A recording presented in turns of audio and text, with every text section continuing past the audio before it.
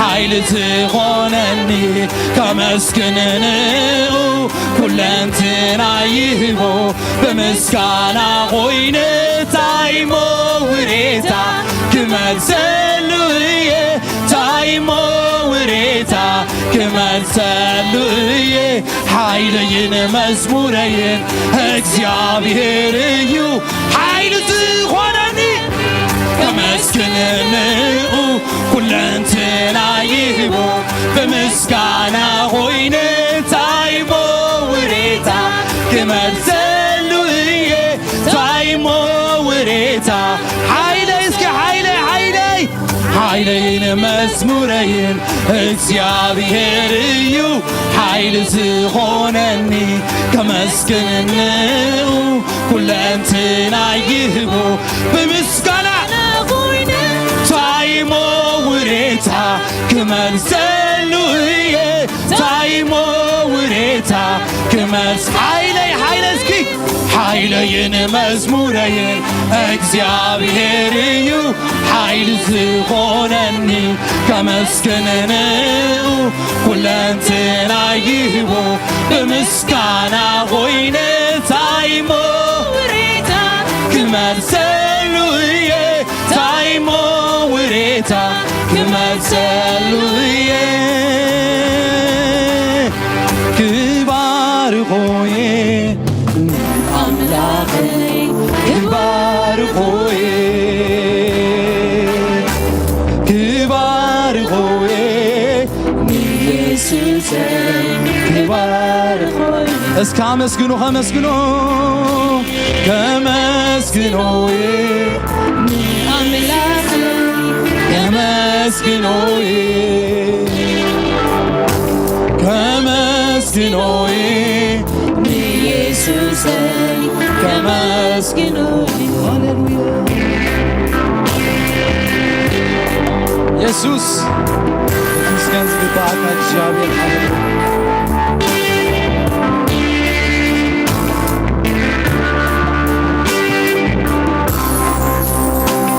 تحيان حبنا غير لي سكربو نقولو وردتي تحيان حبنا غير لي سكربو نقولو وردتي تعابي مرتني سلامي لويتو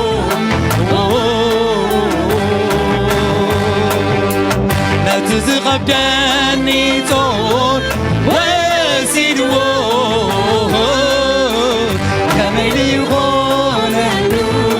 تنازي نقر خوي تايبان كميلي غونلو تنازي نقر بغري كميلي غونلو تنازي نقر خوي تايبان كميلي غونلو تنازي نقر خوي تايبان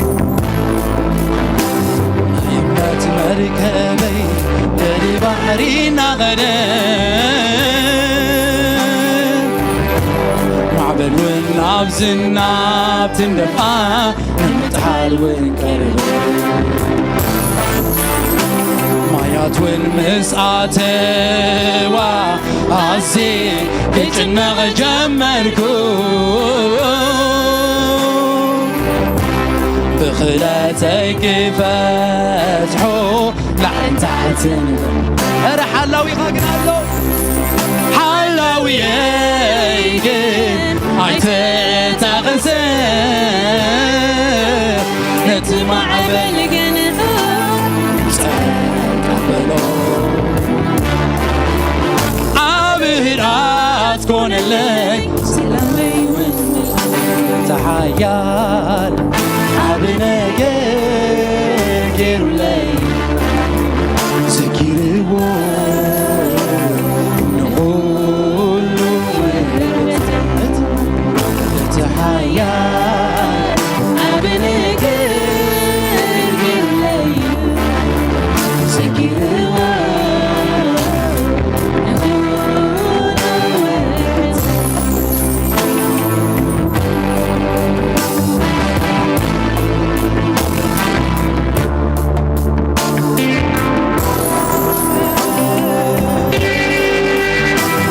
نسغتا كليغا بوي نسغتا كليغا نسغتا كليغا يسوسي نسعين تلوها كبدو نسغتا كليغا أبوي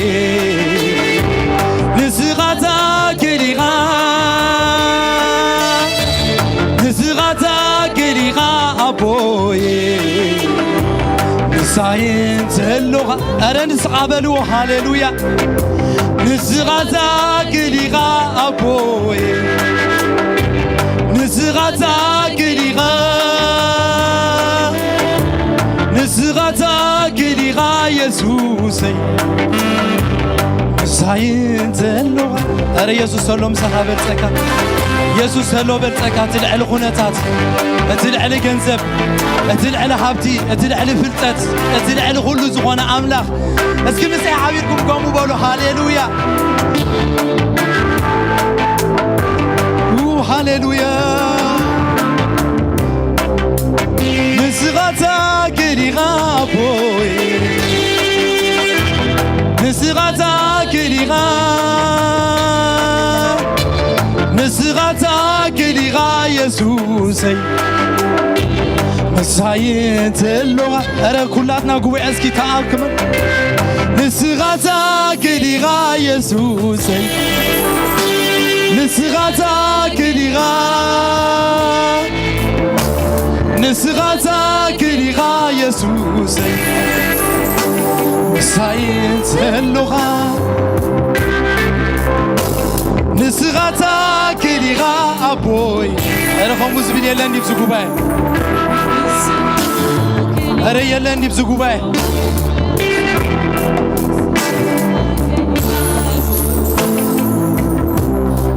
هاليلويا حالنا قرك نقرأكم أحواتي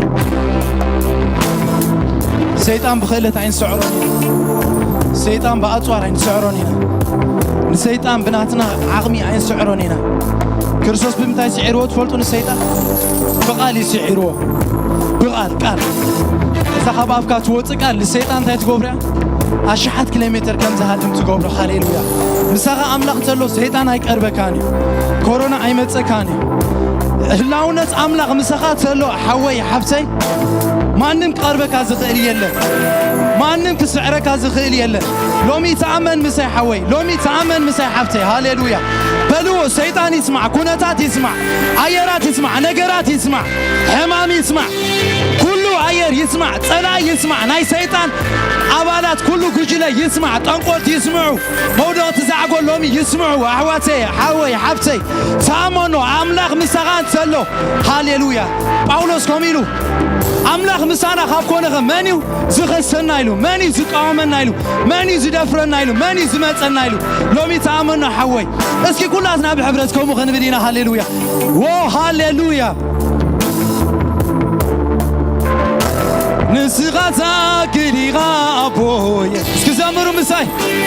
نسغتا كليغا نسغتا كليغا يسوسي مساي تلغا أسمعروه اللونة أملاخ يرداهم اللونة أملاخ أسمعروه مساهم كم زلو نسنا مزمار تيكونس مالتكم كويكم زمروا هاليلويا بلو لومي سيطان يسمع لومي كسعرينا سيطان لومي آي فراناني لومي هاليلويا آي متأناني هاليلويا نسغتا كليغا أبوي نسغتا كليغا نسغتا كليغا يسوس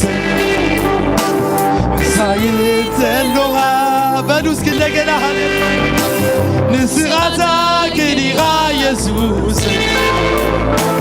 نسغتا كليغا نسغتا كليغا أبوي سايت اللغة نسغتا كليغا أبوي نسغتا كليغا نسغتا كليغا يسوسي ሳይዘሎኻ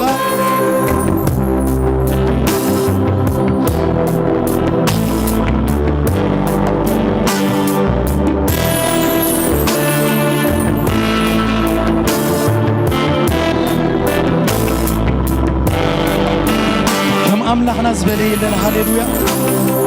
من علو عبي علو يزارب تلو بقرما بخبري يسوس مسفو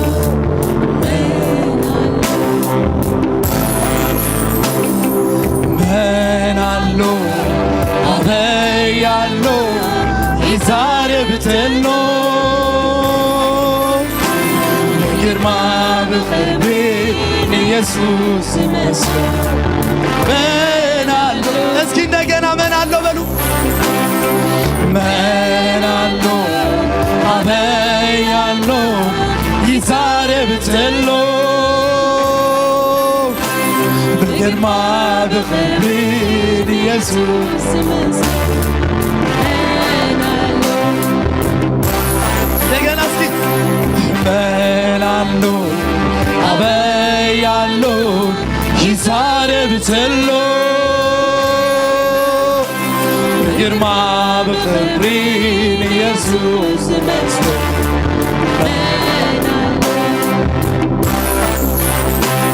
ናዓኻትራይ ናዓኻትራይ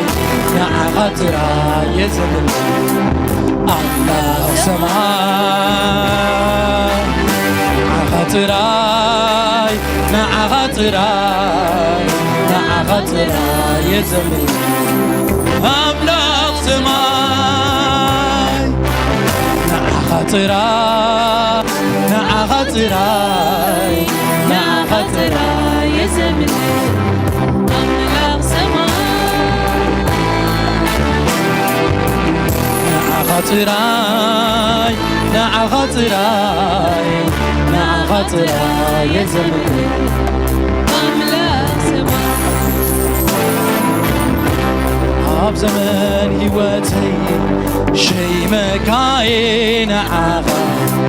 ሸይመካ ኣብ ዝፋን ናይ ልበይ ሸይመካዬ ንዓኻ ሸይመካ ግዛኒ ንስኻ ከም ድላይካ ወንነኒ ንስኻስ ከም ድላይካ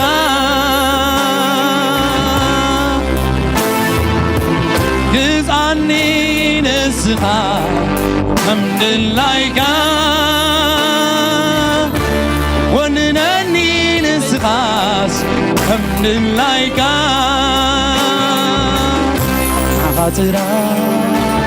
ናዓኻትራይ ናዓኻትራይ የዘምን አምላክ ሰማይ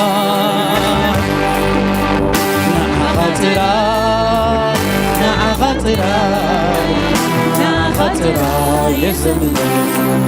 አምላክ ሰማይ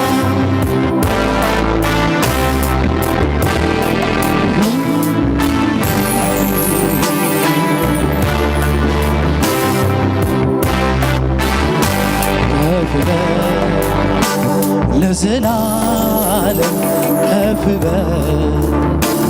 ከፍ በል ለዘላለም ከፍ በል ከፍ በል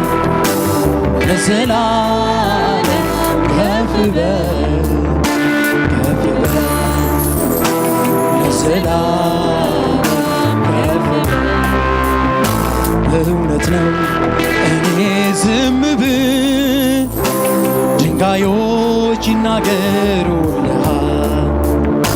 እጅግሬ አጥፌ ብቀመጥ ኮረብቶች ይዘሉልሃል ወንዞች ጨበጭቡልሃል አዕዋፋት ይዘምሩልሃል ስለጎደለ አይደለም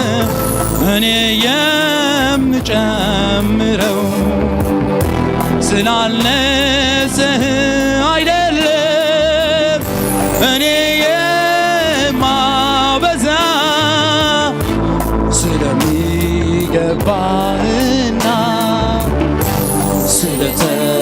ስለተግባን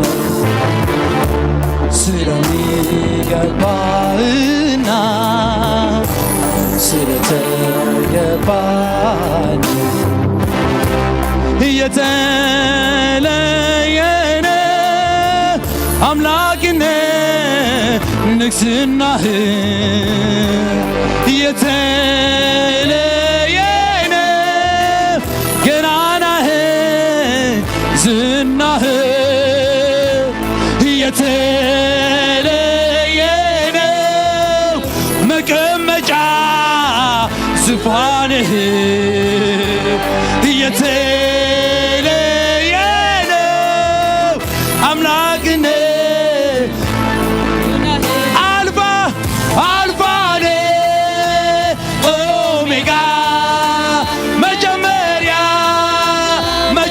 Alpha, Alpha, Omega, Maria, Alpha, Alpha, C, Alpha, Omega,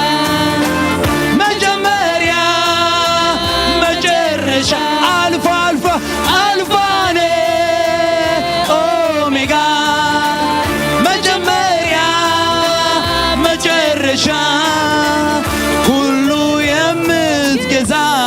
ጌታ ሁሉ የምትገዛ ጌታ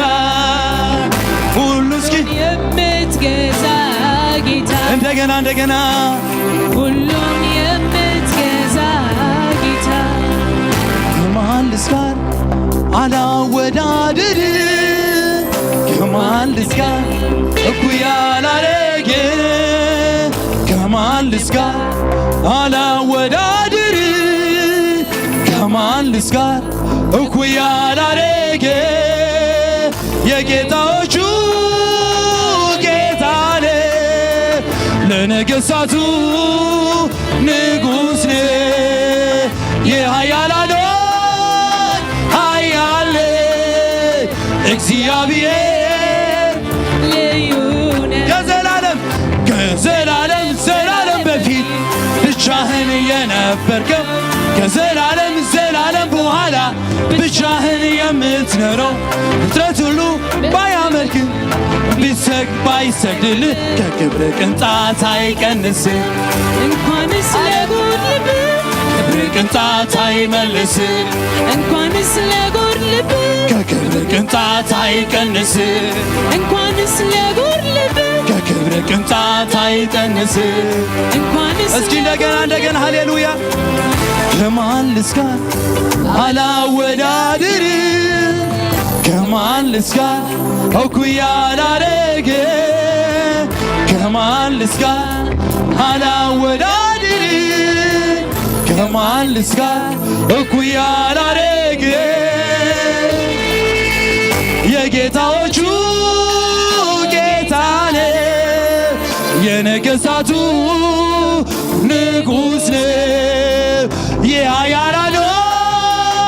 ኃያል እግዚአብሔር እንሲስ ሃሌሉያ ከዘላለም በፊት ብቻህን የነበርከው ከዘላለም በኋላ ብቻህን የምትኖረው ፍጥረት ሁሉ ባያመልክ ብሰግድ ባይሰግድልህ ከክብር ቅንጣት አይቀንስ እንኳንስ ለጎድልብ ከክብር ቅንጣት አይቀንስ እንኳንስ ለጎድልብ ከክብር ቅንጣት አይቀንስ እንኳንስ ለጎድልብ ከክብር ቅንጣት አይቀንስ እንኳንስ ለጎድልብ ከክብር ቅንጣት አይቀንስ እንኳንስ ለጎድልብ ከክብር ቅንጣት አይቀንስ እንኳንስ ለጎድልብ ከክብር ቅንጣት አይቀንስ እንኳንስ ለጎድልብ ከክብር ቅንጣት አይቀንስ እንኳንስ ለጎድልብ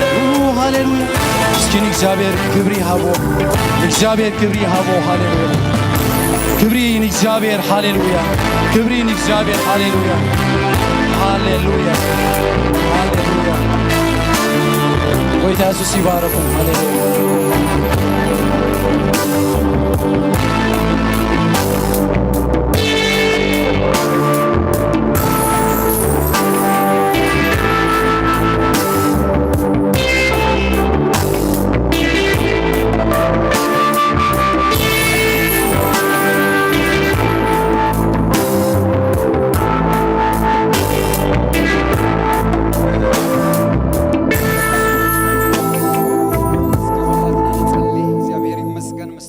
منفس كنا حجة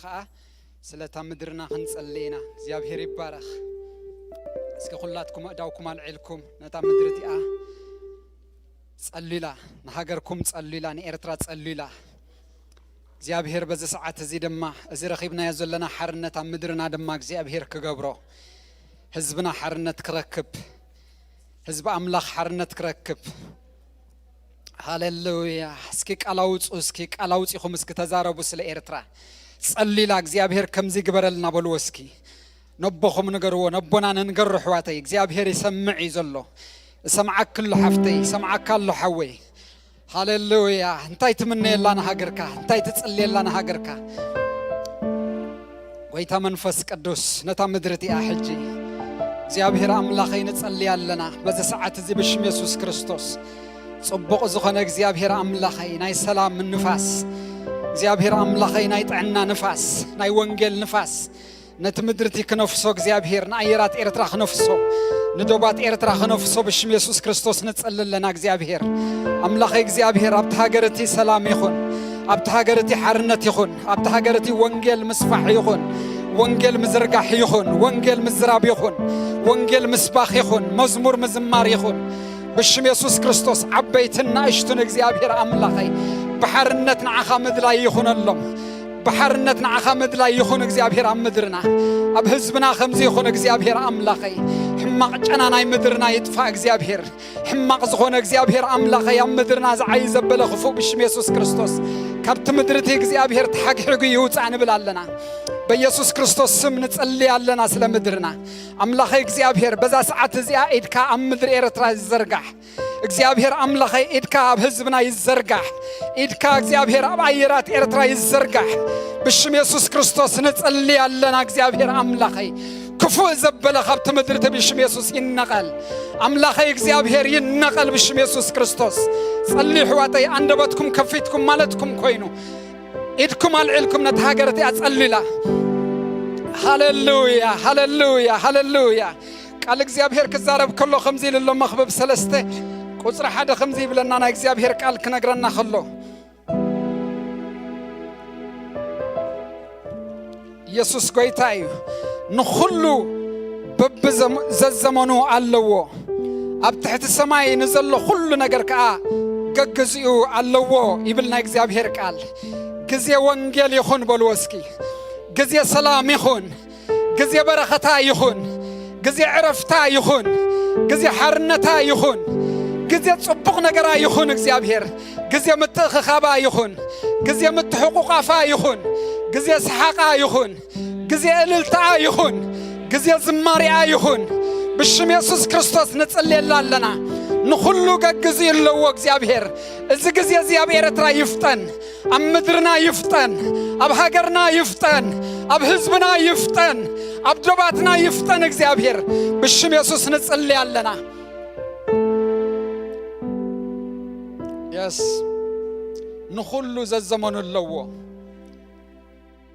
ነዚ ህዝብ እዚ ዘመን ይኹነሉ ዘመን ይኹነልና እግዚአብሔር ስኻ ትኽእል ኢኻ يس እስክጸልዩለን ካነተን ዶባት ዘለዋ ነተን ሃገራት ጎረባብትና ሁለን ድማ እግዚአብሔር ክሓልፈን ንትግራይ እግዚአብሔር ክሓልፋ ካብቲ ዘላቶ ናይ ጥሜት ናይ ሽግር እዋን ከውፃኣ ንኢትዮጵያ ከምኡ ንሱዳን ከምኡ ንኹሉ ሃገራት ጎረባብትና እግዚአብሔር ሰላም ይኹን በሉ እስኪ ሰላም ንደልለና እግዚአብሔር አምላኸይ ኩለን ደሓን ይኹነለን ብሽም ኢየሱስ ክርስቶስ ንጸልየለና ኣለና ነዛ ነብረላ ዘለና ነዳ ድማ ንጸልየላለና እግዚአብሔር زمن عرفتي زمن سلام زمن طعنا يخون الله بشم يسوع كريستوس دحان ابز مدرزي يخون سلام ابز مدرزي يخون سلام اب كندا سلام اب كالغاري سلام اب امريكا سلام اب مدر عالم يخون بشم يسوع كريستوس نصلي لنا هاليلويا يس إذا كل سلة قبره تمسكن كبرنا تعب اسم كايخون آمين يسوع قويتاي سلام أملاخ نعخاتكم يخون حزب أملاخ قعب سلامنا بيتك زي أبيهر مساخم زي أبيهر يبارككم بأونلاين تكتاتولو نازل لكم دم سلام نعخاتكم يخون زي أبيهر يبارك زي أبيهر عابي آمين دو نخلو زمانو اللو نخلو خاء أب تحت سماي نزل كل نجار كأجا جزئي اللو إذا جزئي كواس جزئي سلز غنائي إذا هو نزيس جزئي سلز غنائي آمين دو جزئي سلز غنائي ماسك تجبرس جزئي بقى جزئي خوينو يسوع قويتاي قال እግዚአብሔር እንታይሉና ንኹሉ እንታለዎ ዘዘመኑ ለዎ ኣብ ትሕቲ ሰማይ ንዘሎ ኩሉ ነገር ከዓ ገግዝኡ ለዎ ኣብ ትሕቲ ሰማይ ስለ ዘለና ግዝኡ እዚ ግዝኡ ኮይኑ ኢየሱስ ጎይታይ ንምንታይ ከምዚ ኮይኑ ኣይንበላ ሕዋተይ ግዝኡ ኮይኑ ግዝኡ ዘመኑ ኮይኑ አሜን ዶ ኢየሱስ ክርስቶስ ጎይታ እዩ آمين أسك آمين آمين آمين እግዚአብሔር እኮ ሕማቅ ጊዜ እኮ ይምድበልካኒ ጽቡቅ ጊዜ ኢናዓኻዝ ምድበልካ ኢየሱስ ጎይታይ ንህዝቡ ዝሓስበሉ እግዚአብሔር ስሰና እዩ ዝብል ዘለኹ ግዜኡ ስለ ዝኾነ ግን ምስቲ ጊዜ እግዚአብሔር ዝመደቦ ንኣምላኽ ስለዚ ጊዜም ተመስገን ተባረኽ እግዚአብሔር ክንብሎ ግባአና አሜን ዶ ኢየሱስ ክርስቶስ ጎይታይ ምሕረቱ ስለ ዝበዝሓልና ክሳዕ ኣብዚ ያለና بحجم እግዚአብሔር ሒዝወና ኣሎ አሜን ዶ ኢየሱስ ጎይታይ ስም እግዚአብሔር ይባረክ እስኪነ መጀመርታ ጊዜ ዝመጻኹም አጋይሽ እንተዳለኹምና ኣብዚ ማሕበር ሓደ ካልቸር ኣሎ ንአጋይሽ ቋዕዳን መጻኹም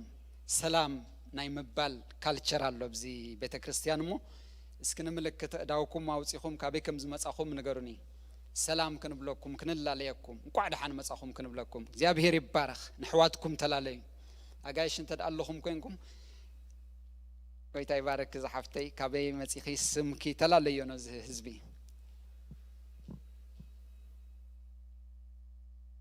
አሜን ሰናይት حدش እስኪ አጣቁዕላ እስኪ ጎይታ ኢየሱስ ይባረክኪ እግዚአብሔር ይባረክ ካብ ሱዳን ይኽመጽኺ ጎይታ ኢየሱስ ይባረክኪ እንቋዕ ደሓን መጻኺ እዛ ምድር እዚኣ ኸ ምድርኺ ይግበራ እግዚአብሔር እዚ ድማ ቤት አቦኺ እዩ እዚኦም ኩሎም ትርእዮም ዘለኽ ድማ ኣብ ካናዳ ዝነብሩ ጎይታ ዝሃበኪ ኣሕዋትኪ እዮም ቋዕ ሓጎሰኪ ምስ ኣሕዋትኪ ክትጽንበር እንቋዕ እግዚአብሔር ረድኣኪ ክብሪ ንስሙ ይኹን እስኪ አጣቁዕላ እስኪ እግዚአብሔር ይባረክ እግዚአብሔር ይባረክ እስኪ ካልኦት ድማ እንትለኹም ጎይታ ኢየሱስ ይባረክኪ ካብ ኡጋንዳ እግዚአብሔር ሳባ እንቋዕ ደሓን መጻኺ ሳባ ሓፍተይ ዌልካም እግዚአብሔር ይባረክኪ እዚ ድማ ቤት አቦኺ እዩ እዚኦም ድማ ኣሕዋትኪ እዮም እንቋዕ ሓጎሰኪ ኣብ ማእከል ኣሕዋትኪ ክትርከብ ኸ እግዚአብሔር ረድኣኪ ኣምላኽ ይባረክኪ ዘመንኪ ይባረክ ኢየሱስ ጎይታ እዩ እስኪ አጣቁዕላ እስኪ ካልኦት እንትለኹም ጎይታ ይባረክኪ ዝሓፍተይ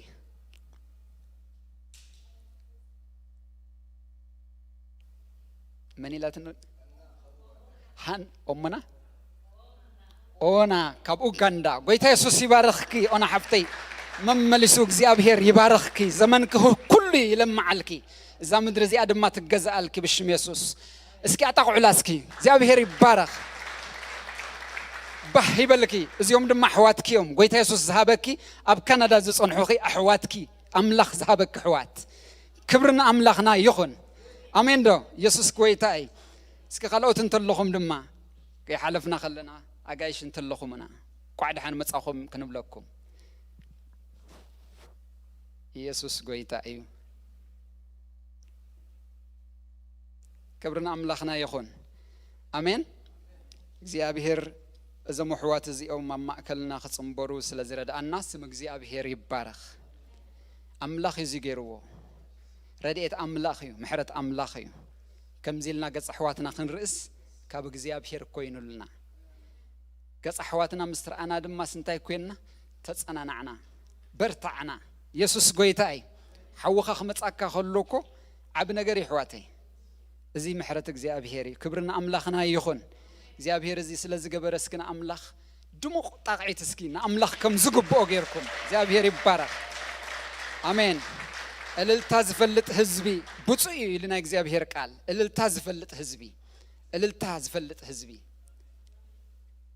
ዕውት ህዝቢ እግዚአብሔር ይባረኽ ክብርና ኣምላኽና ይኹን ሕጂና መተንባህታ በቐጥታ ክሓልፍ መዘምራን እግዚአብሔር ይባረኽኩም ምስክ በልዎም أداوكم العلكم بارخوا بشم يسوس زمانكم እግዚአብሔር ይባረኽ መመለስኩም ክዝምሩ ينبركم يبزحلكم እስከዳና حوي ድማ እስከነ ኦርጋኒስት አባረኽዎ ናይ ምድረ በዳ حوي ጎይታ ኢየሱስ ይባረኽካ እግዚአብሔር ኩሉ ነገርካ ይባረኽ ህይወትካ ቤትካ ሁሉ ጥዕናኻ ኩሉ ዘመንካ አገልግሎትካ በሽም ኢየሱስ ይባረኽ ተባረኽካ ነበር ኢየሱስ ጎይታ እዩ አሜን ክብር ንስሙ ይኹን አገልግሎትና ኩሉ ከምት ዘለዎ እዩ ነተማጋይሽ ግን እነሆ አገልግሎታት ኩሉ ግዜ ከምዝ ትርእይዎ ሰንበት ኣብ ክልተ እብረ አገልግሎት ኣለና ኣብ ናይ ንግሆ ካብ 11 ክሳብ ሰዓት 1 ፈረቃን ዝኸይድ ናይ ኣምልኾ ግዜ ከምዝ እዋን እዚ ኣለና ኣብ ናይ ምሸት ድማ ካብ ሰዓት 5 ዝጅምር አገልግሎት ኣለና ቀዳም ድማ ካብ ሰዓት 5 ክሳብ ሰዓት 8 ዝጸንሕ ናይ ቃል እግዚአብሔርን ናይ ጸሎትን እዋናት ኣለና كمون بزوم زكايد أقولتات ناي صلوت لنا سوني سولوس حموس كاب ساعة تشعتك ساب ساعة 10 حد زكايد ناي صلوت أقولتات لنا كم دم بوانجيل نقول له بزختم دم أحوات وتيوم زموس كرلو زتصلي له بزي مسيوم ربع كاب ساعة شدش تزي جمر أقولتات لنا سلزي أبز كل أقولتات كتحبرو كتساتفو كله حزب أملاخ عدوم طرح زي كونه أقبونا ناي نفس وكف حلافنتنا أي سلزي كلاتنا أبتا أقلقلت آتينا كنصلي كنقلقل بيت كريستيان بزا قطامي تتحساسب الله እግዚአብሔር ይባረኽ كوم دما ناي مصنعتنا ناي مصحف قدوس أقلقلتات أبايتلنا سلزي ياب أبايت زي تتنرفنا دما نقلقل تنركبهم تتعرفنا مصحف قدوسنا نصنع حجي كلاي قرنطس نصنع علنا أزي قرم زخونه غزي أبايتي كايدالو أزينا دما بو نعبل لنا نبارخ لنا سلازي توم كساب حجي زي تصرفنا زلنا نقلقل ترخيبنا ابتزت عملنا غزيان بوتان ترخيبنا نحبر نتقمل له تغزي ملالبات زي زي بزي غزي ابير كبصحنا دلي خون بوحدات بسل جروب بزت تفلال غزي ابير كبصحنا دلي خون تزمنكم خوينو خون سلازي نتقمل زي ابير يبارخ كنمص كلنا ابزي اقلقلوت قدامن سنبت اندما تمزغيبنا اينا نمص سلازي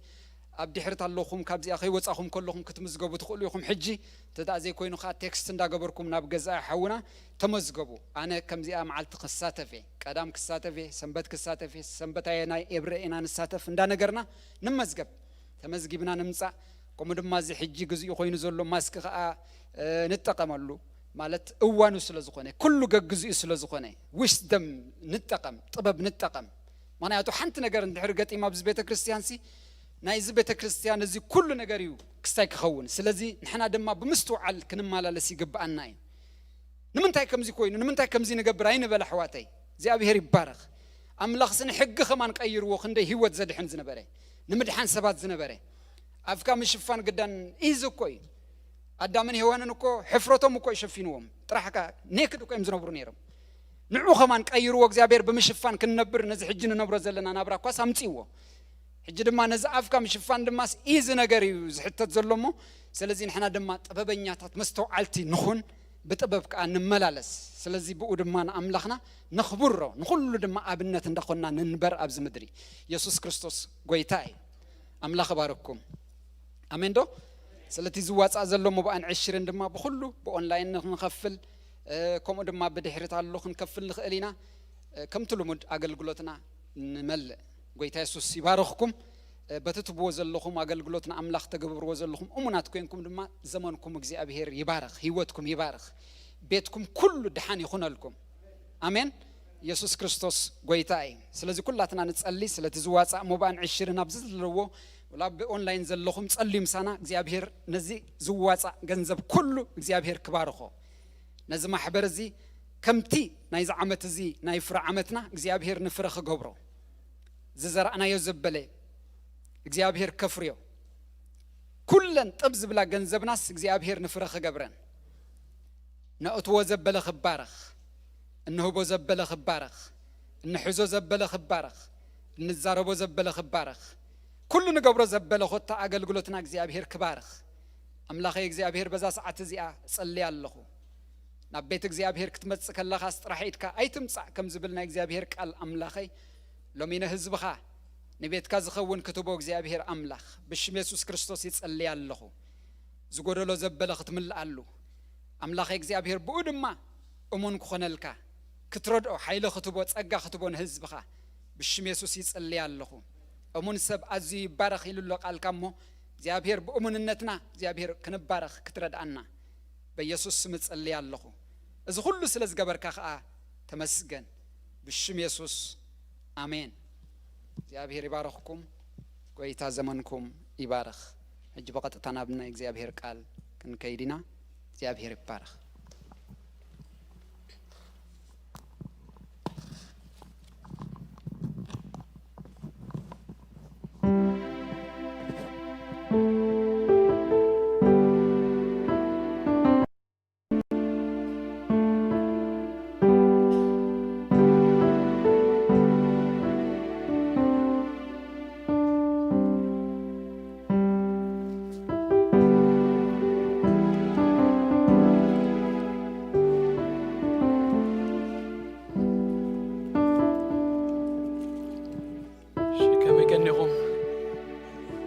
كبرنا أملاخنا يخون كبري نأملاخنا يخون يزبلكم يسوع كريستوس قويتايو እግዚአብሔር ተመስገነ ይሁን ናብቃል እግዚአብሔር ቅድመ መህላፍና አንተ ነገር ክንገብሪና ሞ ደሪዮ ወጥታ ናብቃል እግዚአብሔር ክንከይዲና እግዚአብሔር መስገን ኢየሱስ ጎይታዩ አብ እስራ አደ እስራ ሰባት ዝሆኑ ምርአዊ ለሳብ 19 ኩዳ خلص ከሙ ብዙ ይቀስቀስ ነይረ ነዞም ሲንግላት ቀስቀስ እንዳበለሲ ተመላአላ መስለን እግዚአብሔር መስገን ክብርና አምላኽና ይሁን ሐፍትና لوام فسحية ناب كارتوم سودان يوحنس تكله يوت ناب زبحال هجويا تخيد الله እግዚአብሔር መስገን ስለዚህ ነዛ ሐፍትና ናብ ዝኸጸዋ አይሞ እግዚአብሔር ይባረክ ጸሊና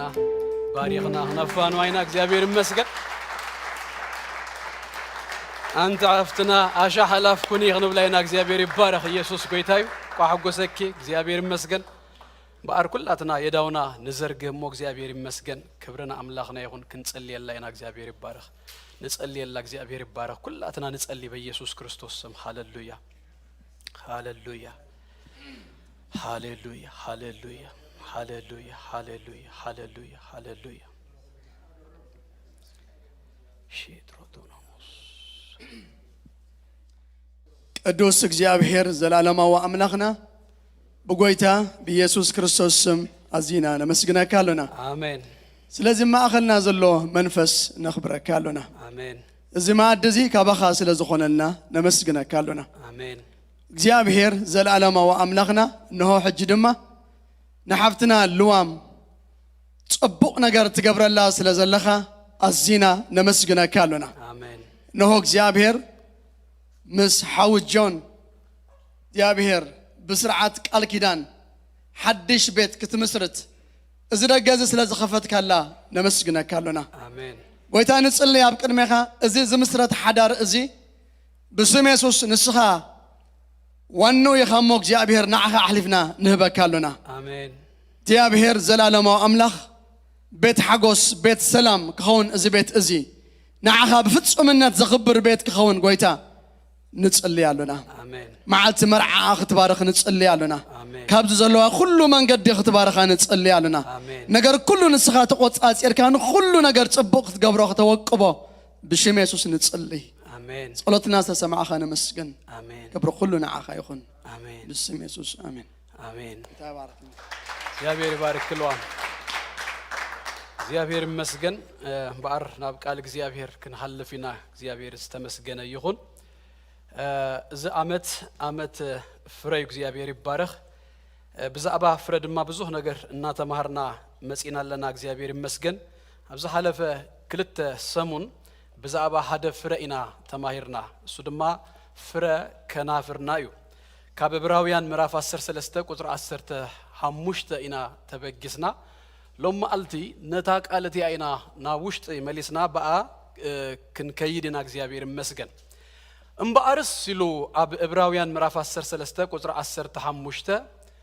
ብኡ ኢሉ አርባዕተ ነገራቲና ሪና ነዚያ ዘክር ከብለኩምማ ናብቲ ናይ ሎማ አልቲ ቃል ብኡ ጌርና ክንሐልፊና ብኡ ክብል ከሎ በኢየሱስ ክርስቶስ ተሐድሽ ተርጉም ከማን በኢየሱስ ይዝብሎ ብኡ በኢየሱስ እጂ ድኾነ ይኹን ካብ አምላኽ እንቅበሎ ነገር ንህናውን እንህቦ እንተሎስ ብኡ ዩ በክርስቶስ ኢየሱስ ዩ ተመንገዱ ናብ አምላኽ ዝምጻ ካብ አምላኽ ንምቅባል ናብ አምላኹን ድወሃብ እንተሎስ በክርስቶስ ኢየሱስ ከም ዝኾነ ሪና ሹ ድማ እንታይሉ ብኡ ኢሉ ንአምላኽ አምልኾና ኩሉ ተኻባና ወስድ ዝግብኦን ዝበቀን እንተሎስ አምላኽ ጥራዩ ንኻልእሲ አይዋሃብኒ ይልና ስለዚህ እቲ ዝዋሃብ ድማ ንአምላኽ ዩ እግዚአብሔር ይመስገን ኩልሳ ድማ ይሉ ቡ ንአምላኽ ኩልሳ እጂ ጽቡቕ ክንረክብ ከለና ጥራ ይኮነን ምስጋናና ኣብ ማውንቴንስ ክንወጽ ከለና በኽራናት ክንከውን ጥራ ይኮነን ኣብ ቫሊስ እንተ ኸድናውን ንአምላኽ ዝዋሃብሲ ምስቲ ሰርከምስታንስ ምስቲ ኮንዲሽን ናሐልፎ ዘለናስ አይኮንና ንህብ እግዚአብሔር ይመስገን ብድህሪው ነቲ እንታይ ከም ንህብ ክነግረና ከሎ መስዋዕት ምስጋናና ኢሉ ማለት ንስሙ ዝእመና ፍረ ከናፍር እጅት ንስሙ ዝእመና ፍረ ከናፍር ኩነታትና ይኮንና ንዝምሮ ጽቡቕ ስለነሐልፍ ወይ ድማ ብገለ ደሸግር ኩነታት ስለነሐልፍ ደይኮንናስ እቲ ምእማን ድብል ነገር እንታዩ እግዚአብሔር ንዝበሎ ንቃሉ ኢና ነህና እንታይ ንገብር ንዝምር ንዛረብ እግዚአብሔር አምላኽ ዝተመስገነ ይሁን ጥናና እንተ ጎደለ እዚ ኮንፌሽን ዩ ክሌም ኢና ንገብር ደለና አምላኽ ንአይ ሙሉ ጠና ይሁንኒ ብደሙ እንታይ ኮይነ በመስቀል ጎይታ በመቅጥቃጡ በመግራፍ እሱ በዛሐለፎ ስቅያ ዘበለ ሁሉ በስምብራቱ ሃዌ እናበልና ስለተ ንረኽቦ ስለተ ኦሬዲ ዝረኽብናዮ ነገርሲ ንአምላኽ እንታይ ንገብር ነመስግን እግዚአብሔር ይመስገን እሱ ድማ እንታዩ ፍረ ከናፍርናዩ ኢሉና እግዚአብሔር ይመስገን አንተ ቃላላ ግን ኣብዚ ክፍለ እዚ ብኡ ንአምላኽ ኩልሳ መስዋዕት ምስጋና ማለት ንስሙ ዘእመና ፍረ ከናፍር እጂ መስዋዕት ምስጋና እትብል በፍላይ ድማ ዕብራውያን ከነንብብ ከለናስ ግድን ናብ ብሉይ ኪዳን እንታይ ክንገብራለና ክንወከሳለና ክንከይዳለና ብሉይ ኪዳን ኣብ እንታይ ኮይኑ መስለኩም ሐድሽ ኪዳን ኣብ ብሉይ ኪዳን ተሰዊሩ ይነሩ ኣብ ሐድሽ ኪዳን ድማ ብሉይ ኪዳን እንታይ ኮይኑ ፍንቱ ይሉ ተገሊጹ ተራዩ እጂ መስዋዕትታት ገለ ክበሃል ከሎ ምናልባት መብዛሕቱ ሰብ በቃ ናይ ብሉይ ኪዳን ጥራይ ገይሩ ዝወስዶ ሰብ አለ ሎማ አልተ ክንርኢና መስዋዕትታት ኩሉሲ በቃ ትርፍ ዝበለ ነገር አይኮነን ኣብ ሐድሽ ኪዳን ዝግበሩ ብዙሕ መስዋዕትታት አለው ካብዚ ሓደ መስዋዕትታት ድማ ነህለይ ነግረናሎ ኣብ ዕብራውያን ምዕራፍ 13 እንታይ ይብለናሎ መስዋዕት ምስጋናስ ንአምላኽ ማለት ንስሙ ዝእመና ፍረ ከናፍርሲ አቅርቡ ዝበዝሐ ምዕራፋት ናይ ዕብራውያን ኦሬዲ መስዋዕትስ በክርስቶስ ኢየሱስ ተገይሩ ይሞ አይደልን ዝብል ዝመስል ይነሩ በቃ ቀሪቡልኩም ዩ ተገይሩልኩም ዩ ክብል ጸኒዩስ እጂ እምባር ግን ንስኻትኩም እትህብዎ ድማ አሎ መንፈሳዊ አገልግሎት አሎ ተቅርብዎ መስዋዕት አሎ ይብለና ማለት እዩ ሎማ አልት ዝመልሰኩም ኣብ ብሉይ ኪዳን ኣብዛሕቱ ሰብ ቦሪንግ ትኾኖ መጽሐፍ አለ ዘፍጥረት የንብብ ብዙ ታሪክ አለዎ ዘጻአት የንብብ ብዙ ታሪክ አለዎ መጽሐፍ ቅዱስ ካብ ዘፍጥረት ጀሚሩ ይኸይድ ሞሰብ ዘሌዋውያን ከበጽሕ ከሎ አቀብያ ደው ይብል ማለት እዩ ኣብ ዘሌዋውያን ዘሎ ሐሳባትና ንርኢ እግዚአብሔር ይመስገን ዘሌዋውያን ምዕራፍ 3 ምዕራፍ 7 ንረኽቦ ኢና መስዋዕት ምስጋና አቡይና ንረኽቦ ስለዚህ ዘሌዋውያን ምዕራፍ 3 ክነውጽና ሞ ካብ ቁዝሪ 1 ክሳብ 5 ዘሎ ክፍሊ ከነነብብ ኢና ዘሌዋውያን ምዕራፍ 3 ፋክት ናብታ ምዕራፍ 3 ቀድመ መኻድና ምዕራፍ 1 ቁጥሪ 1 ድማ እንተነብባ ደስ ይብለኒ ኩልኻትኩም አውጽኢኹም እንተኾይንኩም ንኽብሪ ቃል አምላክ ካብ ዘለናዮም በአርሃፍ ክንብል ኢና ሞ ነዚ ቃል ክነንብቦ ኢና እግዚአብሔር ይመስገን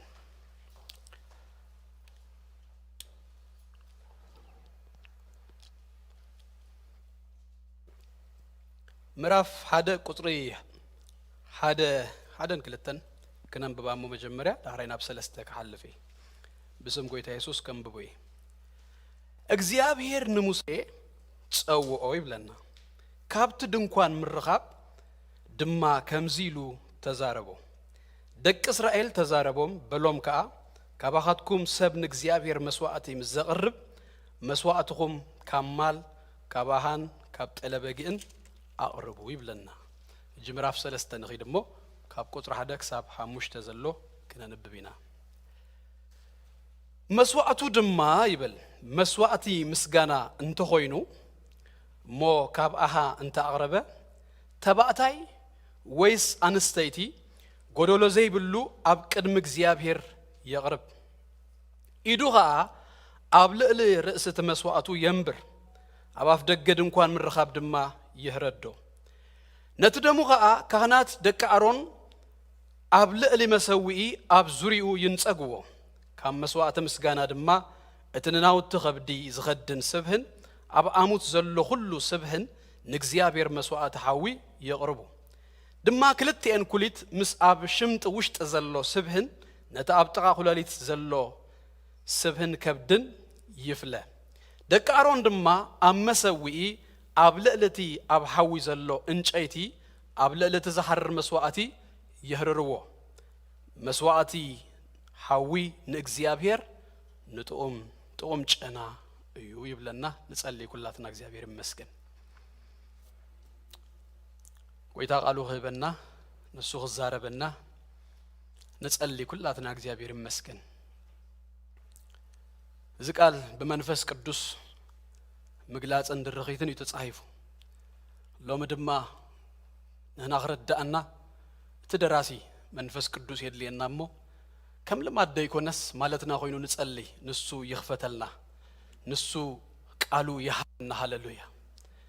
የብርሃልና በብርሃኑ ብርሃን ክንርኢ በኢየሱስ ክርስቶስ ስም ነፍስ ወከፍና ንጸልይ እግዚአብሔር ይባረክ ከምቲ ዝጸለናዮ ዝጸማዕናዮ ጎይታና ቃሉ ይህበና እግዚአብሔር ይባረክ ሃሌሉያ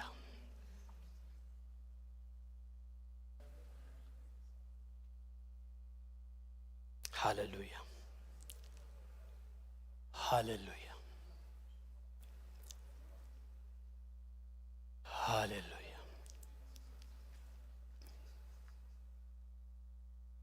ናይ ዘላለም አምላክ ቅዱስ እግዚአብሔር በጎይታ በክርስቶስ ኢየሱስ ስም ስለ ዘማዓልት እዚ ደጊምና ነመስግነካለና ምሕረት ጸጋኻ በዚሁልና ጎይታ አቤትካ ተረኺብናለና ስምካ ይባረክ ብሽም ኢየሱስ ክርስቶስ ጎይታ ናባኻ ክንቀርብ እግዚአብሔር ቅዱስ ስምካ ክንጸውዕ እግዚአብሔር አምላክና በስም ኢየሱስ ክርስቶስ እዚ ንነፍስ ወከፍና ስለ ዝኾነልና ነመስግነካለና አቦ እጅ ድማ ንጸልይ ያለና ኣብ ትሕቲ እግርኻ ኣለና ክትዛረበና ክትምህረና ቃልካ በዝንጎዚ በዝረፍ ደዚ እግዚአብሔር አቦ ክትበና እግዚአብሔር ንባህበርካ ቃልካ ክትምግብ በኢየሱስ ክርስቶስ ስም ንጸልይ ያለና ልብ ነፍስ ወከፍ እግዚአብሔር የእንት ነፍስ ወከፍ እግዚአብሔር የእዛን ነፍስ ወከፍ በኢየሱስ ክርስቶስ ስም በዚ ሰዓት እዚ እግዚአብሔር አቦ ይከፈታ ጎይታ ብሽም ኢየሱስ ክርስቶስ ንስኻ እግዚአብሔር አቦ ንቃልካ ድማ ከተብራህልና በኢየሱስ ክርስቶስ ስም እትንቃልካ እግዚአብሔር አቦ ዝገልሕ ዘብርህ ሕያው መንፈስካ እግዚአብሔር አቦ በኢየሱስ ክርስቶስ ስም ማእኸልና ናባናን ስለ ዘሎ ነመስግነካለና እግዚአብሔር አምላክና ንነፍስ ወከፍና ሎሚ እግዚአብሔር አቦ ካብ ቃልካ ተአምራት ከተሪእና በስም ኢየሱስ ክርስቶስ ንልምነካለና ጎይታ ዝቤት ዝጉባኤ ዝብደምካ ዘጥረኻዮ እግዚአብሔር አቦ ማህበርካይ በኢየሱስ ክርስቶስም አብዝቦታዚ ንስኻ በይንኻ ክትከብር ክትገነን بشم يسوع كريستوس እግዚአብሔር አቦ መሊስና እግዚአብሔር አቦ ንህያው መንፈስካ እግዚአብሔር አክኖሌጅ ንገብራለና በስም ኢየሱስ ክርስቶስ እግዚአብሔር አቦ ካልኩ ሁሉ ክፉ አይነት ሐሳባት በኢየሱስ ክርስቶስም ዝውርውር ናብ ሐሳባትና ዘምጽ እግዚአብሔር አቦ ናብ ካል ዝወስደና አእምሮና ዝበታትን ሁሉ በሽም ኢየሱስ ክርስቶስ ዘተአስረ ይሁን ካብዝ ጉባኤ እዚ በኢየሱስ ክርስቶስም ንገንሆለና ጎይታ ንስኻ ግን አብዝቤት እዚ ከም ድላይካ ጌርካ ሰልጥን ብላሎና ክብር እግዚአብሔር አቦ ምስጋና ሁሉ በሽም ኢየሱስ ክርስቶስ ተጠቅሊሉና አኻይሁን ናአይ ዘዛረብ ባሪያውን ክድግፈኒ ምህረትካን ጸጋኻን መንፈስካን ከተብዛሃለይ በሽም ኢየሱስ ክርስቶስ ለምነካ ክብር ሁሉና አኻይሁን በሽም ኢየሱስ አሜን ህራይ እግዚአብሔር መስገን ባር መስዋዕቲ ምስጋና በዛባ መስዋዕት ምስጋና ካብዘሌዋውያን ምዕራፍ 3 ሎማልቲ ገለ ነገራት ክንድሪና አብት ዲቴል ናይቲ ስርዓታት ነገር አይጥፋአኩምኔ ነገር ግን ንህና ከም ሐድሽ ኪዳን አመንቲ ክንወስዶ ዝግባአና አበይት መምርሂታት አለሞ ንኡ ግን ክንርኢ መንፈስ ቅዱስ ክድግፈና እግዚአብሔር ይባረክ ቅድምና አብቲ ምዕራፍ 3 መኻደይ ንዘሌዋውያኑን አባኸላ መእተው ክትኮነኩም በፍላይ ድማ ነዚ ሐሙሽተ ምዕራፋት በጣም አገዳስ ዝኾነት አብታ ቁጥር 1 ምዕራፍ 1 ዘንበብና ያላ እግዚአብሔር እንታይ ብለና ንሙሴ እንታይ ገበሮ ጸውኦ ህጂ እግዚአብሔር ንሙሴ ጸውኦ ዝብሉ ቃላት ተረኽቡ ሰለስተ ጊዜ ይኹም ኣብ መጽሐፍ ቅዱስና እዚያ ታሳለሰይትያ እግዚአብሔር ንሙሴ ምስጸውኦ ዝሃቦም ምግላጻት ድማ በዛ ቃል እዚኣ ማለትዩ እንድህር ጸዊእዎ አበይት ዝኾኑ ምግላጽያቱ ይብዎ ታናይ መጀመርትያ ምጽዋ ኣብ ዘጸአት ምዕራፍ 3 እንረኽበያ ካብ ማእኸል እታ ቆጥቋጥ ኮይኑ እግዚአብሔር ንሙሴ እንታይ ገበሮ ጸውኦ ሽኡ ምስጸውኦ ትናይ ዲሊቨራንስ ካብ ግብጺ ነፃ ዝኾኑሉ ሐሳብን ምኽርን ንሙሴ ንመጀመርያ ጊዜ ዝገለጸሉን ዝሃቦን ኣብ ዘጸአት ድማ ታኻለኢት እንረኽባ ምዕራፍ 19 እግዚአብሔር ድማ ንሙሴ ካብ ተኸረን እንታይ ገበሮ ይብለና ጸውኦ እጂ ካብ ተኸረን ድማ እግዚአብሔር ምስ ጸውኦ ኣብ ተኸረን ዝሃቦ ነገር ንፈልጥና እንታይ ይብዎ ነቲ 10 ትእዛዛት ዝባል ሕጊ ኣብ ምዕራፍ 10 ተዘርዝረልና ተአሰርተ ትእዛዛት አብታ ከረነቲ እግዚአብሔር ምስ ጸውኦ ይብዎ አብዝ ድማ ባር ንሳለሳይ ጊዜ ይጽውኦሎ ካበይ ኮይኑ ይጅ ጽውኦ ዘሎ እጂ ድንኳን ተሰሪሁሎ ካብት ድንኳን ኮይኑስ እግዚአብሔር ንሙሴ እንታይ ገበሮ ጸውኦ ይብለና ዘሌዋውያን በመለታን ባር በዚያ ተጀመር እቲ ዋና ሐሳብ አዚዩ ናብ እግዚአብሔር ናብት መቅደስ ናብት ድንኳን ናብት ድንኳን ናብት ቴንት ናብት እግዚአብሔር ዝርከበሉ ቦታ ናብት እግዚአብሔር ዝርከበሉ ስፍራ ንምእታው እቲ መንገዱ ይዝነግር ማለት እዩ ናአምላኽ ሲ በኸምዝ አይነት መንገድ ዲኻ ተቀርቦ ደንጀሩን ስለዘለዎ ሐደጋውን ስለዘለዎ በዚ መንገድ ዲኻ ንደቅ አሮን ንገሮም ንእስራኤል ማህሮም እቲ ተቀርበሉ መንገድስ እዚዩ ኢሉ ተዘሌዋውያን ናብ አምላኽ ዝቀረበሉ መንገድታት ይዝነግረና ሐሙሽተ ምዕራፋት ድማ ሐሙሽተ መስዋዕትታት ይዝነግረና ሐሙሽተ መስዋዕትታት አለው ነዘን ሐሙሽተ መስዋዕትታት ዘሌዋውያን ምዕራፍ 1 መስዋዕቲ ምዕራፍ 2 1 ምዕራፍ 3 1 ምዕራፍ 4 ምዕራፍ 5 እዘን ሐሙሽተ ምዕራፋት ብዛባ ሐሙሽተ መስዋዕትታት ይዝነግረና ህጂ እዘን ሐሙሽተ መስዋዕትታት ቅልጥፍልና ክንሪአንሞ እዛ ሳልሰይት መስዋዕትያ ታናትና ሎማልቲ እንሪያ ተቀዳመይት መስዋዕቲ ጀናብ ተቃል ገላይ ተኸዱን ይኹም አነ ጥራይ ክነግረኩም ተዝርዝር ነገራቱን ቁርብ እንዳ ነገርኩኩም ከይደ ታዋና ዓላማ ድማ በፍላይ ድማ ኣብ ሐድሽ ኪዳን እንታይ ድማ ሲግኒፋይ ከም ዝገብር ድማ እንዳራአና ክንከይዲና ታናይ መጀመርታ መስዋዕቲ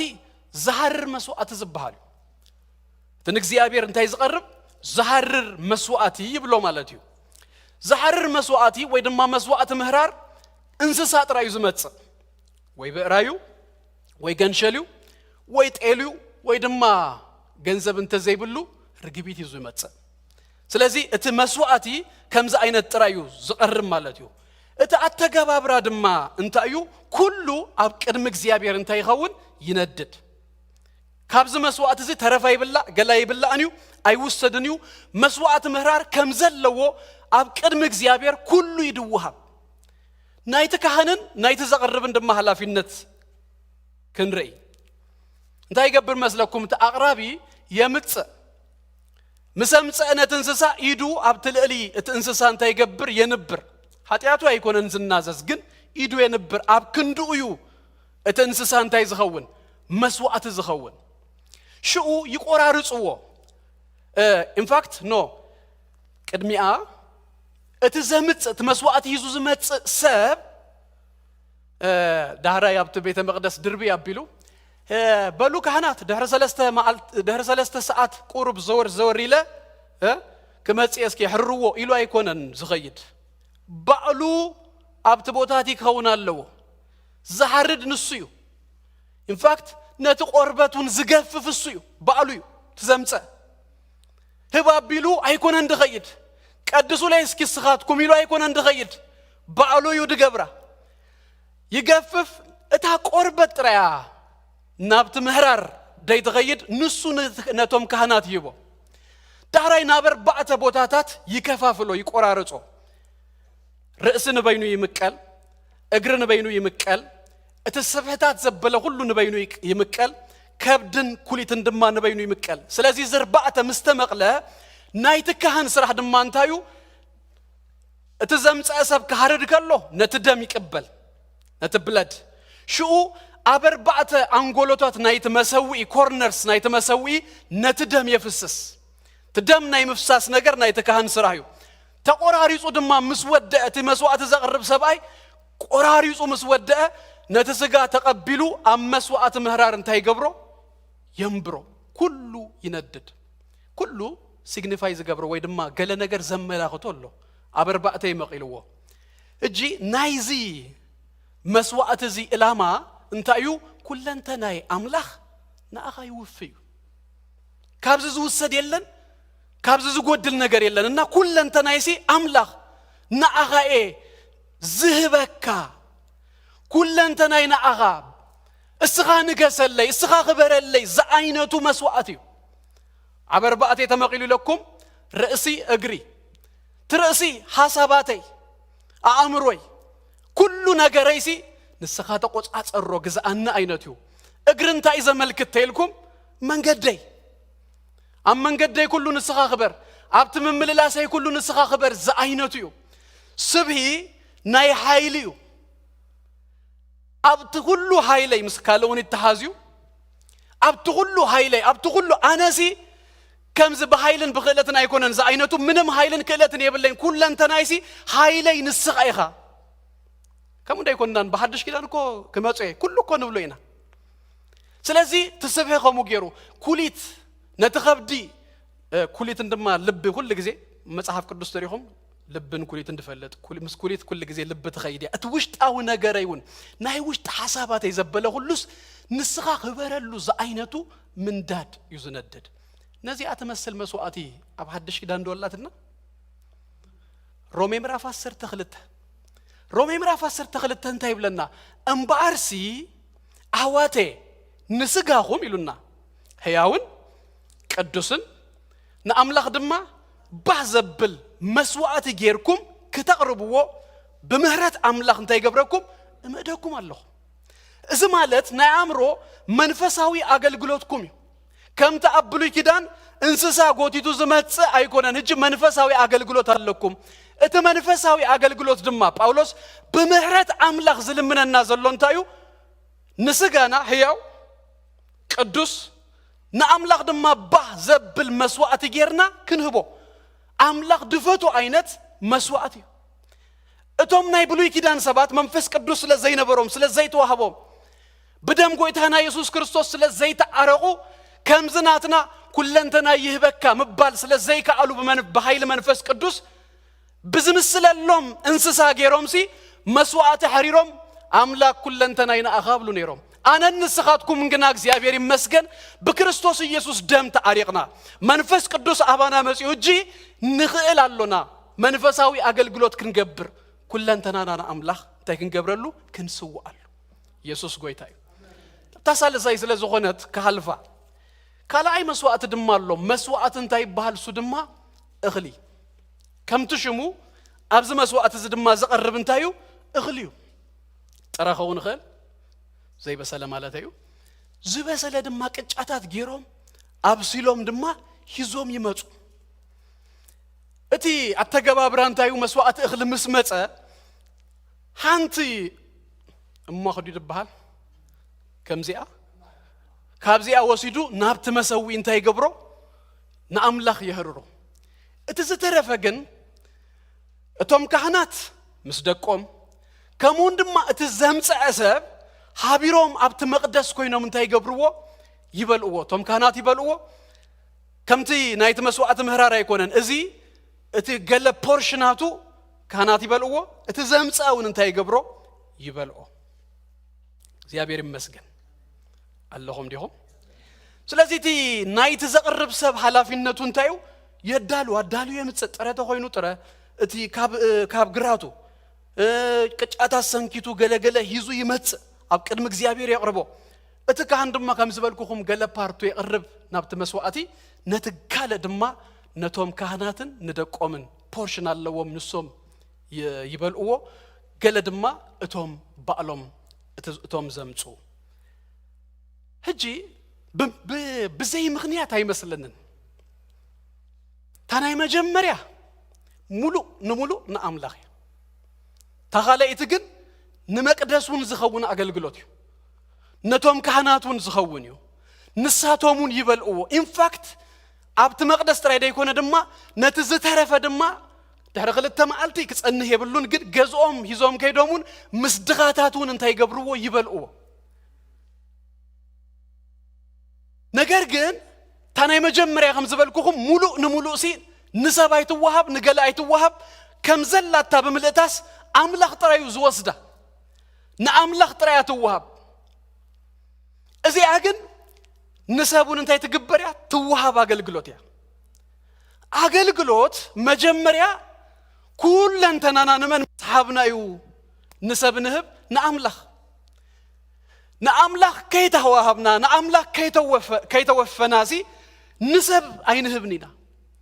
ሆሪዞንታል ኣይጅመርኒ እዩ ቅድም ካበይ ዝጅመር ናብ ላዕሊ እዩ ኣለኹም ዲኹም ኣቶም ሰባት ዘሌዋውያን ኮይኑ ኣሎ ናይ ብሓቂ ዘይገጽኩምሲ ኢየሱስ ጎይታ እዩ ስለዚህ ንኹለንተናና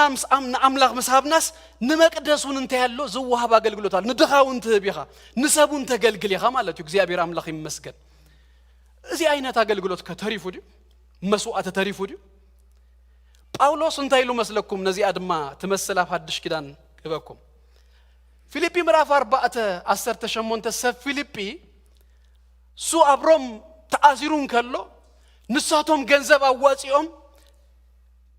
ኣማህበሮም እኮ የለን ኣማህበሮም እኮ የገልግል የለን ግን ናይ መንግስቲ ኣምላኽ ነገር ዝተረድኦም ሰብ ፊልጵ ጳውሎስ እኮ ናይ ኣምላኽ ኣገልጋላ እዩ ናይ ኣምላኽ ካህን እዩ ስለዚ ክንድግፎ ኣለና ኢሎም ገንዘብ ኣዋፂኦም ብሓደ ሰብ ገይሮም ኤጳፍሮዲጦስ ድበሃል ገንዘብ ልኢኾም ነቲ ገንዘብ ምስ ተቐበለ ኢንፋክት ፊልጵ 4 ምዕራፋት ብምልእታ ዝተጻሕፈትሲ ንምስጋና እያ ነዛ ገንዘብ እዚኣ ስለ ዝለኣኹሉስ ቴንኪዩ ክብሎም እዩ ግን ጳውሎስ ስለ ዝኾነ ኣብዚሁ ስለ ዝጻሕፈ ብዙሕ ካልኦትን ካልእ ሓሳባቱን እንመሃሮን ረኺብና ኣብ ቁጥሪ 18 እንታይ ኢሉ መስለኩም ሕጂ ግና ኩሉ ኣሎኒ ምስትርፉን ኣሎኒ እቲ ካባኻትኩም ብኢድ ኤጳፍሮዲጦስ ዝመፀ ምኡዝ ሽታ ኢልዎ ስሙር ንኣምላኽ ዘሐጉስ መስዋዕት ምስ ተቐበልኩ ድማ መሊእ ኣለኹ ዝሃብዎ ንጳውሎስ እዩ ጳውሎስ ግን ዝብል ዘሎ ንኣምላኽ ዝቐረበ ምኡዝ መስዋዕት ሽታ ጥዑም ጨና እዚ መስዋዕት እዚ ስሙር ንኣምላኽ ዘሐጉስ መስዋዕቲ ምኡዝ ሽታ ኢሉ ይገልጹ ኢየሱስ ክርስቶስ ጎይታ እዩ እዚ መስዋዕት እዚ ሎሙን ኣሎ ምናልባት እጅ ኮቪድ ስለ ዝኾነ ይሕዋተይ ታመባእ ስለ ዘይተሓልፍ ረሲኹም ሞዳት ኾኑ ገለ ግን ዝተረድኦም ኣለዉ በቃ ኩሉ ግዜ ሲ እቲ ንኣምላኽ ዝወሃብ መስዋዕቲ ንኣምላኽ ድማ ዘስምሮ ጥዑም ሽታ دهرايون كمصوي نتن كلن مسوعتتاتنا املاح كقرب كله دغرمكم سي بمنتاي يغلصو بتقوم شتا እግዚአብሔር ሲ ይጫነው نعملاخ زواب نعملاخ ተባሂሉ ዝግበር ዘበለ ሁሉ መስዋዕትታት ሲ እግዚአብሔር እንታይ ገብሮዩ ይጫነው ይወስዶ ይጫነው ጦም ሽታ ኢልዎ እግዚአብሔር አምላክ ዝተመስገነ ይሁን አዳም እኮ ተቀዳማይ ኃጢያቱ ከምዝ ደይ ነበረት ካብ ኩሉ ፍረ ብላ ተባሂሉ ሓንቲ ግን ከይትበልዕ ካብዛ ሓንቲ ፍረዚያ ከይትበልዕ ሰና አምላክ ተባሂላ ሪዘርቭድ ኮይናስ ንሱ ግን አኸይ ወሲዱስ እንታይ ገበረ ይብለና በልዕ ይብለና አምላክ ንሁሉ ክንባረከሉ ክንነብረሉ ባህ ብለና ይህበና በድማ መሊሱስ እንታይ ገብረናዩ ይጽበየናዩ ንህቦን አይንህቦን ዲማንድ ድማ ይገብረናዩ ስለዚህ እቲ መስዋዕት ይመጽ ገለ ከም ዝበልኩኩም ታናይ መጀመሪያስ ንአምላክ ትዋሃብ ዳሕራይ ድማ ኣብታ አገልግሎት ትኸውን እዚ ኣብ ሓድሽ ኪዳኑን ክመጽኸሎስ ታይልዎ ጥኡም ሽታ ንአምላክ ድማ ዝቀርብ መስዋዕቲ ከም ዝኾነ ይነግረና ስለዚህ እዚ መስዋዕት እዚ ንጎን ዝዋሃብ እዩ ተቀዳመይቲ ብምልእታ ንላዕልያ ኢለኩም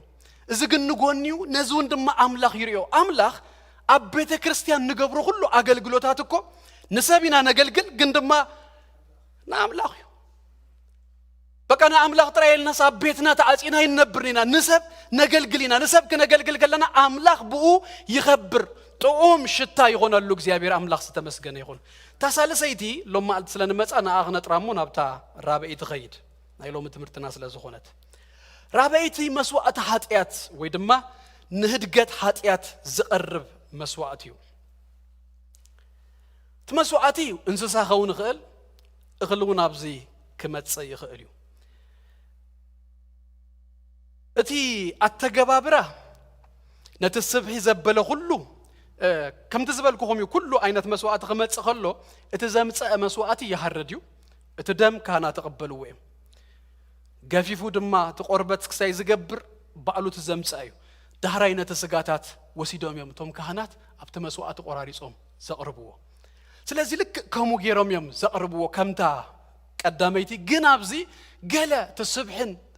ተናይ ውሽጥ ከብድን ገለ ምስት መስዋዕት ምስ ሓረረ ነቲ ስጋታት ይተርፍ እዩ ኣብዚ ነቶም ካህናቱን ይኾኖም ማለት እዩ ስለዚህ እዚ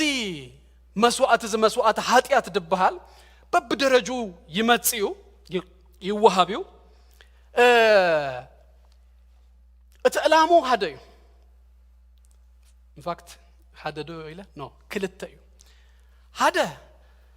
ንኃጢያት እዩ ዝቀርብ ዘሎ ማለሲ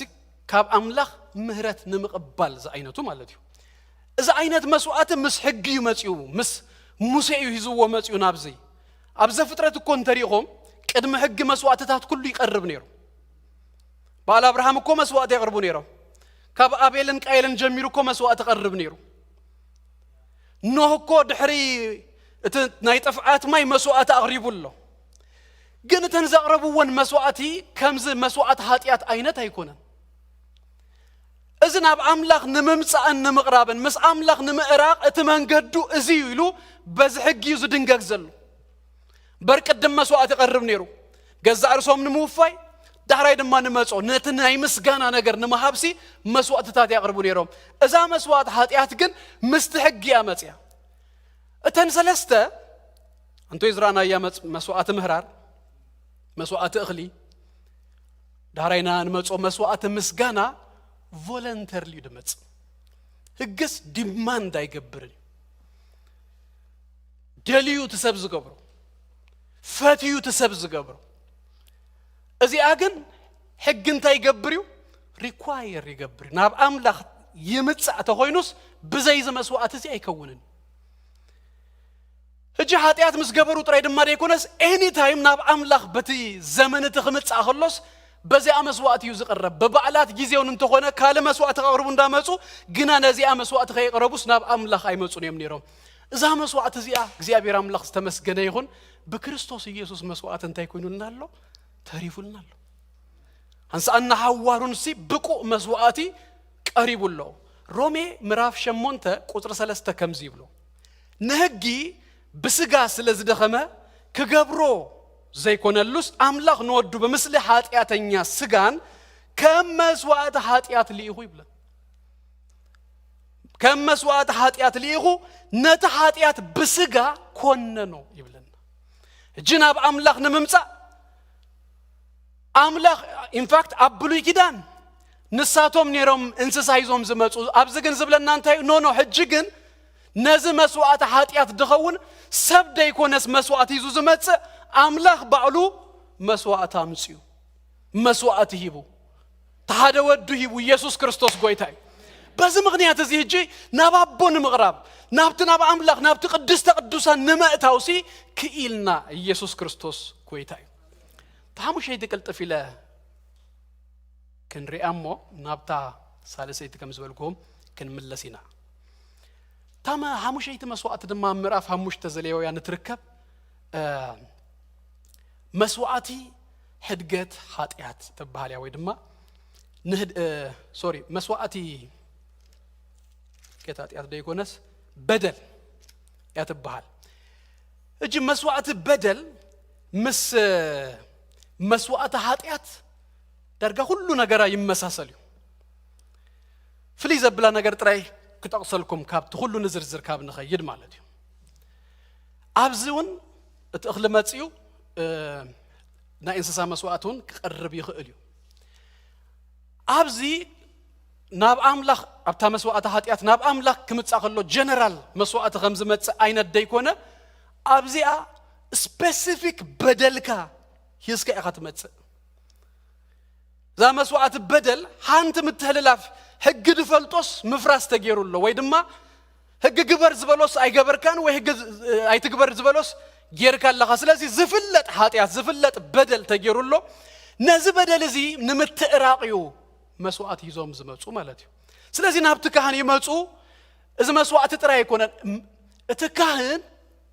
كله كم تأنتو يزبلكوهم أين تجيروت مسوات جلا يقرب دم جلا كله مالتي on top of that جن حنت كابتن مسوات حاتيات فليت بلا سلات بدلو سلات إذا تحلالفوا متحللاف اتكهن جنزب يتمنلو he paid silver يكفل تذكروا ديهم أب عرب سقلت يرودي أبير ترى يفلتري كلا لا يسوق تبلتو إلهمو دهراي نابتهم كهنات تقرب بتن همامات جزيات دجبر كهنسي تزارب يرودي فلتوني هم دهراي تازجبر كهمس نجركا كندز انتاي جبر يبلكها تكهن سجد يبلكها 5 سجد برت تيلاد ما كل التميت سجد ككمتي كستايكاس سوهبك شؤون آخر كان تيتجبر تسجد كابزي أمسيه مسوات بدل نتكهن تبدل كاس انتاي تجبره يخا تنقره يخا نتبدل مسنجر كياو زمت عطن زبلو دما سنتاي بكامالاتيو كفليت ازيا استرابيت زبلكم مسوات حاتياتن مسوات بدل فاتيمنا انا نكلو داي نخل ناملاح كاغبو زي كل بكريستوس يسوع كنا حنس ان حوارو انتاي كيلو نازكوي ادانا انتاي غيرو كفيلو ولا دايبلنا نج داناس كريستوس يسوع انتاي غيرو كفيلو وي እግዚአብሔር ግና በመከራ ከህምሽሾ ፈተው ነፍሱ ንመስዋዕቲ ኃጢአት በእንግሊሽ መስዋዕት በደል ይዝብሎ መስወፈያ ነትበደልና ነፍሱን ታይገሩ ወይሱ ወፊ ወይ ተኸፊሉና ኢየሱስ ክርስቶስ ጎይታይ ተኸፊሉላዩ በሉስኪ እግዚአብሔር ይመስገን ስለዚህ ጅናብታ መስዋዕት ምስጋና ከመጽም ባር ዘን ሐሙሽተ መስዋዕትታት ነይሮም زن سلسته ناي قداموت مسواتات مسوات مهرار مسوات اخلي مسوات مسغانا فولنترلي زوحبو مسواتات يوم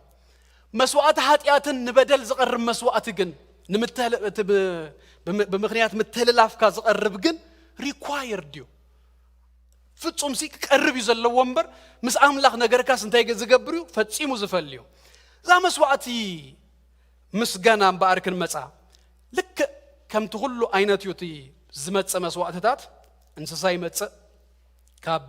ጤለበግ ኸውን ኽእል ወይ ድማ ካብ ኣሃ ወይ ድማ ካብ እኽሊ ይቀርብ ቅጫታት ወይ ገለ ይመጽእ ማለት እዩ ኣብቲ መሰዊ ይመጽእ ነቲ መስዋዕቲ ዝኸውን ንመስዋዕቲ ይግበር ነቲ ንካህን ድውሃብ ነቲ ካህን ይውሃብ ከምታ መስዋዕቲ እኽሊ ድማ እቶም ዘምጽኡን ድበልኡዋ ፓርታላ ይበልኡዋ ወሲዶምን ክሳዕ ገዝኦም ማለት እዩ ግን ኣብ ውሽጢ ክልተ መዓልቲ ተበሊኣ ክትውድእ ኣለዋ እንተዘይ ኮይና ኣብ መስዋዕቲ ምህራር ኣምጽኦም ይህርርዎ እግዚአብሔር ኣምላኽ ዝተመስገነ ይኹን ኢየሱስ ጎይታ እዩ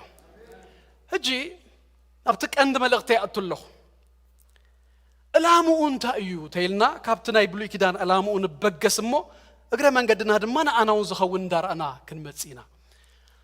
ኣብቲ እዚ ስርዓት ከቐምጠሎም ከሎ ሰለስተ ኣበይቲ ዕላማታት ኣለዉ ባይዘዌ መስዋዕቲ ምስጋና መስዋዕቲ ሰላም ወይ ሻሎም ይበሃል እዩ ብሳልሳይ ደረጃ ድማ መስዋዕቲ ህብረት ፌሎሺፕን ይበሃል እዩ ምክንያቱ እዚ መስዋዕቲ ምስጋና ስለ ዘህብረካ ንኣምላኽ ድውሃብ ምስሃብካስ ኣብቲ ቀጽሪ ናይቲ ቤተ መቅደስ ሃቢርካ ስለ ትበልዕ ኣብ ማዕዲ ኮፍ ስለ ትብል በሓደ መስዋዕቲ ህብረት ውን ይበሃል እዩ ማለት እዩ እዚ መስዋዕቲ እዚ ንምንታይ እዩ ዝቐርብ ተይልና ሓደ መብጽዓ እንድህር ተመባጽዮም መብጽዓ ይመባጹ ኣምላኽ እዝን እንድሕር ጌርካለይ እዝን እንድሕር ኮይኑለይ መጽኤስ እንታይ ከገብረልከ ክስውዓልከ ኢሎምሲ ይመባጹ ማለት እዩ ነዚሁ ምሳሌ ምዕራፍ 7 ቁጥሪ 14 ከምዚ ይብል መስዋዕቲ ምስጋና ከቅርብ ተመባጽ ነይረሞ ሎሚ መብጽአይ እንታይ ገበርኩ ፈጸምኩ ይብል መዝሙር ምዕራፍ 50 ቁጥሪ 14 ድማ መስዋዕቲ ምስጋና ንኣምላኽ ሰውሉ መብጽዓኹም እንታይ ግበሩ ፈጽሙ እጅ መብጽዓ ይገብሩ ኣምላኽ ናብዚ ቦታ አስግረኒ ወይ ከምዚ አግበረለይ ነቲ ዝበልዎ ዝተመባጽዎ ድማ ምስ ፈጸመሎም ነዚ መስዋዕቲ ሲባህ ኢልዎም ሂዞም ይመጹ ኣብ ቀድመ ኣምላኽ ድማ ይስውኡ ማለት እዩ ተኻልአይቲ ድማ ድገብርዎ ነገር እንታይ ነይሩ ስለ ዝተገብረሎም ነገራት ቆጻጺሮም ይመጹ ሓለዋ እግዚአብሔር ይኸውን ካብ ዘገርም ሞትን ገለና አድሂንዎም ኣብ መንገዲ ተባሊህዎም ወይ ገለ ነገር ገይሩሎም ኣምላኽ መስዋዕቲ ምስጋና ሕጂ እተን ዓመታዊ ወይ ሕግ ሪኳየር ድገብሮ ነገር አይኮነን ግን ዝተገብረሎም ነገር ስለዘሎ ንኡ ሓሲቦም መስዋዕትና ኣምላኽ ይዘኽመጽ ይብሉ ወይ ምድሃን ወይ ምንጋፍ ወይ ድንገተኛ ዘይተጸበይዎ በረኸታት ናብ ህይወቶም ክመጽእ ከሎ ስለቲ ዝተገብረሎም ነገር ሓሲቦም ንኣምላኽ እንታይ ሂዞም መጹ መስዋዕቲ ምስጋና ሂዞም ይመጹ ኣምላኽ ምስገበረልና ያዕቆብ ሓድሽ ኪዳንና መንዝርዋ ንዝተገበረልካ ነገር ናብ ኣምላኽ መስዋዕቲ ምስጋና ሂዝካ ምምጻእ ብጣዕሚ ግቡእ ነገር ግደፍዎ ንኣምላኽ እዚኣ ንሰቡን ትወሃብ ያ ባይዘዊ ምስጋና ንሰቡን ትህቡ ኢኻ ታንክስ ጊቪንግ ንሰቡን ይወሃብ ፕሬዝ ናልባት ብትግርኛ ተዘይከቢዱ ምውዳስ ንሰቡን ትውድሶ እኮ ኢኻ ኣምልኾ እያ ንሰብ ዘይትወሃብ ስለዚህ ንኣምላኽ ኣይኮነን ንሰብ እኳ ተመስግኑ ኣብዚ ኣዲ ካብቲ ዘለዎም ጽቡቕ ባህልታት ሓደ ጽባሕ እኮ ናይ ምንታይ መዓልቲ እዩ ታንክስ ጊቪንግ ደዩ ታ ንግስቲ ጻዕዳ ሕራይ ወርሒ መወዳእታ መጽያ ሳትዝረፈልና እሞ ግን ንኣምላኽ ሲ ወይ ድማ ንኹሉ ስለ ኩሉ ነገር ሲ ታንክፉል ትኾነሉ ንዝኾነ ጽቡቕ ዝገበረልካ ሰብሲ ቴንኪዩ ትብለሉ ካርድ ትህበሉ የመስግነከ ትብሉ ጽቡቕ ማነር ንደቅናስ ክንምህር ቴንኪዩ ክብሉ ዘዝ ተገብረሎም ጽቡቕ ነገር ሲኢሎም ከይወስድዋ በብዙ አይነት መንገድስ እንታይ ይግበር ይማር ፋክት ቀልጢፎም የም ድማ ዝህዝዋ ቤት ትምህርቲ ከይከዱ ኸማ ይርድእዋ ገርመኩ ዝወለደ ብዙ ብዛዕባ ደቂ ዛረብ ተጸመሙና ሞ በቀዳማይ እንታይ ገይሩ እንመስለኩም ጆሽ ንዞዊ ኣብ ካር ኣብ ሲት ሂዘያ ደፍዓ ነይረና ጊዜያ ክወፅእ ከለኹ ማዕጾ ሂዙለይ ዳህራይ ደፊኤ ወፅኤ ዳዲ ኢሉኒ ቴንኪዩ ጆሽ ኢሉኒ እንታይ ዝብለኒ ዘሎ ዩ አር ኢን ዴብት ሪኮግናይዝ ግበር ሪኮግናይዝ ከይገበርካ ስኢልካስ አይትኺድ ዝተገብረልካ ነገርሲ አሎ ኣብዚያ ዝተገተርኩ ስቂል ኣይኮንኩን something ሲ ገረልካ እያ ታመለኽቲ ንኣምላኽ ድማ ኮኸም እዩ ዘዝተገብረልና ነገር እኮ ኣሎ ከመይ ኢና ንኸውን ዘዝተገብረልናስ ሪኮግናይዝ ከይገበርና ከምዛ ናይ ጆሽ ዝበልኩኹም ኣምላኽ ሲ ደው ኢሉስ ኣህሊፉና ኣስጊሩና ካብ ክንደይ ሞት ካብ ክንደይ ጥፍዓት ካብ ክንደይ ነገራሲ ኣህሊፉና ስቂልና የዲና ኸድና ንኸውን ወይስ ሪኮግናይዝ ጌርና ታንክ ዩ ኢልና ይገለና ጸሎት ትፈልጡ ዲኹም ናቹራሊ ትመጽያ ምስጋና ናቹራሊ ትመጽንያ ትሬን ድኽንከውን ኣለና ዝጨነቁ ኣምላኽ ይገለብል ንምስጋና ግን ኩሉ ኣይኮነ እንድመጽእ ምስጋና ንኣምላኽ ሲ ዝገበረልካ ነገር እንታይ ምግባር እዩ ሪኮግናይዝ ምግባር ዝገበረካለይ ኣይረሳእኹን ውእለትካ ኣይረሳእኹን ዝኾነለይ ኣይረሳእኹን እስኻ እንተ ዘይተሕልፈኒ እንተ ዘይተስግረንስ ኣይምሰገርኩን ዓቕመይ ይፈልጣየ እዚ ምሕረትካ እዩ እዚ ጸጋኻ እዩ እዚ ንስኻ ኢኻ ጌርካለይ ምባል የድሊ ኢየሱስ ክርስቶስ ጎይታ እዩ ክብርን ኣምላኽና ይኹን ዘይምምስጋን ሓደገኛ ነገር እዩ ኣብ መጽሓፍ ቅዱስ ካብቲ ሓደ ዝኸብደኒ ቃል ኣሎ ኣብ ሮሜ ምዕራፍ 1 ሲ ንኣምላኽ ከምቲ ዝግባእ እንታይ ስለ ዘይገበርዎ ዘየኽበርዎን ዘየመስገንዎን ንሕሱር ኣእምሮ እንታይ ገበሮም ይሕሊፉ ሂብዎ ዘየመስግን ሰብሲ ንሕሱር ኣእምሮ እንታይ ዝወሃብ ሓሊፉ ዝወሃብ ንኣምላኽ እቲ ዝገበረልና ነገር ቆፂርና ሓሲብና ትሬን ክንገብር ኣለና ነብስና ዘይተገብረ ነገራት እዩ ሰይጣን ዘሪኤካ ኖ ዝተገብረለይ ኣሎ ኖ ዝተገብረለይ ነገር ኣሎ ዝተገብረለይ ነገር ኣሎ ዝተገብረለይ ነገር ኣሎ ዘወርበል ሰይጣን ክንብሎ ክንክእል ኣለና ኢየሱስ ጎይታ እዩ ተገይሩልና እዩ ኢየሱስ ጎይታ እዩ ኣብቲ መወዳእታ ዘመን ኢሉ ብዙሕ ባርያት ክዝርዝር ከሎ ጳውሎስ ኣብ ካልኣይ ጢሞቴዎስ ምዕራፍ 3 እንታይ ከም ዝበለ ትፈልጡ ተጻረፍቲ ንወለዶም ዘይእዘዙ ዘየማሱ ካብቲ ሓደ ሕማቕ ባህርያት ሓደ እንታይ እዩ ዘይምምስጋን ተገይሩልካ ከሎ ዘይምምስጋን ሲ ሓደ ሕማቕ ባህሪ ምስ ምንታይ ከም ተዘርዘረ ኣብኡ ኸይድኩም ራእዩ ምስ ኩሉ ክፍዓት ሲ ሓደ ክፍዓት እዩ ሓደ ሕማቕ ነገር እዩ እንታይ ምግባር ዘይምምስጋን ኣምላኽ ገይሩልካ ከሎስ ከም ዘይተገብረልካ ምዃን ክንደይ ገይሩልካ ከሎስ ከም ዘይተገብረልካስ ኣፍካ ሃቲምካ ባይዘወይ ምስጋና ድማ ብልብኻ ኣይኮነን ምድናቕ ብልብኻ እዩ ምስጋና ግን ካብ ኣፍ ዝወፅእ ፍረ ከናፍር እዩ መስዋዕት ምስጋና ንስሙ ዝእመና ፍረ ከናፍር ቴንኪዩ የመስግነካ ኣለኹ የኽብረካ ኣለኹ ስለ ዝገበርካለይ ኩሉ ተመስገን ኣብዚ ክቅስቅሱን ኣይግብኦም ኒኩ እቲ ዝመርሕ ኣምልኾ ዝመርሕ ወይ ጸሎት ዝመርሕ ሰብሲ ክቅስቅሰና ይግብኦን ኩላትናስ ዝንድሕር ሓሲብና ኣብ ሰሙን ኩሉ ዝተገብረልና ጸብጺብና ሓሲብና ክስዋዓልካ መስዋዕት ምስጋና ሃሌሉያ I can't wait አቤትካ መጽኤስ ክሳዕስ ስዋልካ I can't wait ብዛዕባኻ ክዛረብ I can't wait አፈይ ብዛዕባኻ ክፍት እዩ ክባል ዘለዎ ኢየሱስ ክርስቶስ ጎይታ እዩ ከመይ አይነት ሰባት ነኸውን ጎይታ ኢየሱስ ክርስቶስ 10 ለምጻማት አድሂኑ ፈዊስዎ ካብዞም 10 ሓደ መጽ ንምስጋን ኢየሱስ ዝበለሎ አዚርና ነፍስናው ነህተተላ ቶም ተሻአት ተኺሉ where are the nines دتجبرله thank you كبلو جن دايماتو كم تخمها كابت لمس أبي كم زلوا خنقركم enjoy دا جبروا إم نتفوسو كدام كم كم زخونو تفلتيهم لمس أم ندحرت كوينو نابزخونه من قد خير كله كب كله سقيلو أيه وصل تتنكفوا وصل زهركسو لمس أمي ما تسأله leper لمصام نابله رأيو تسوشيال تخستاي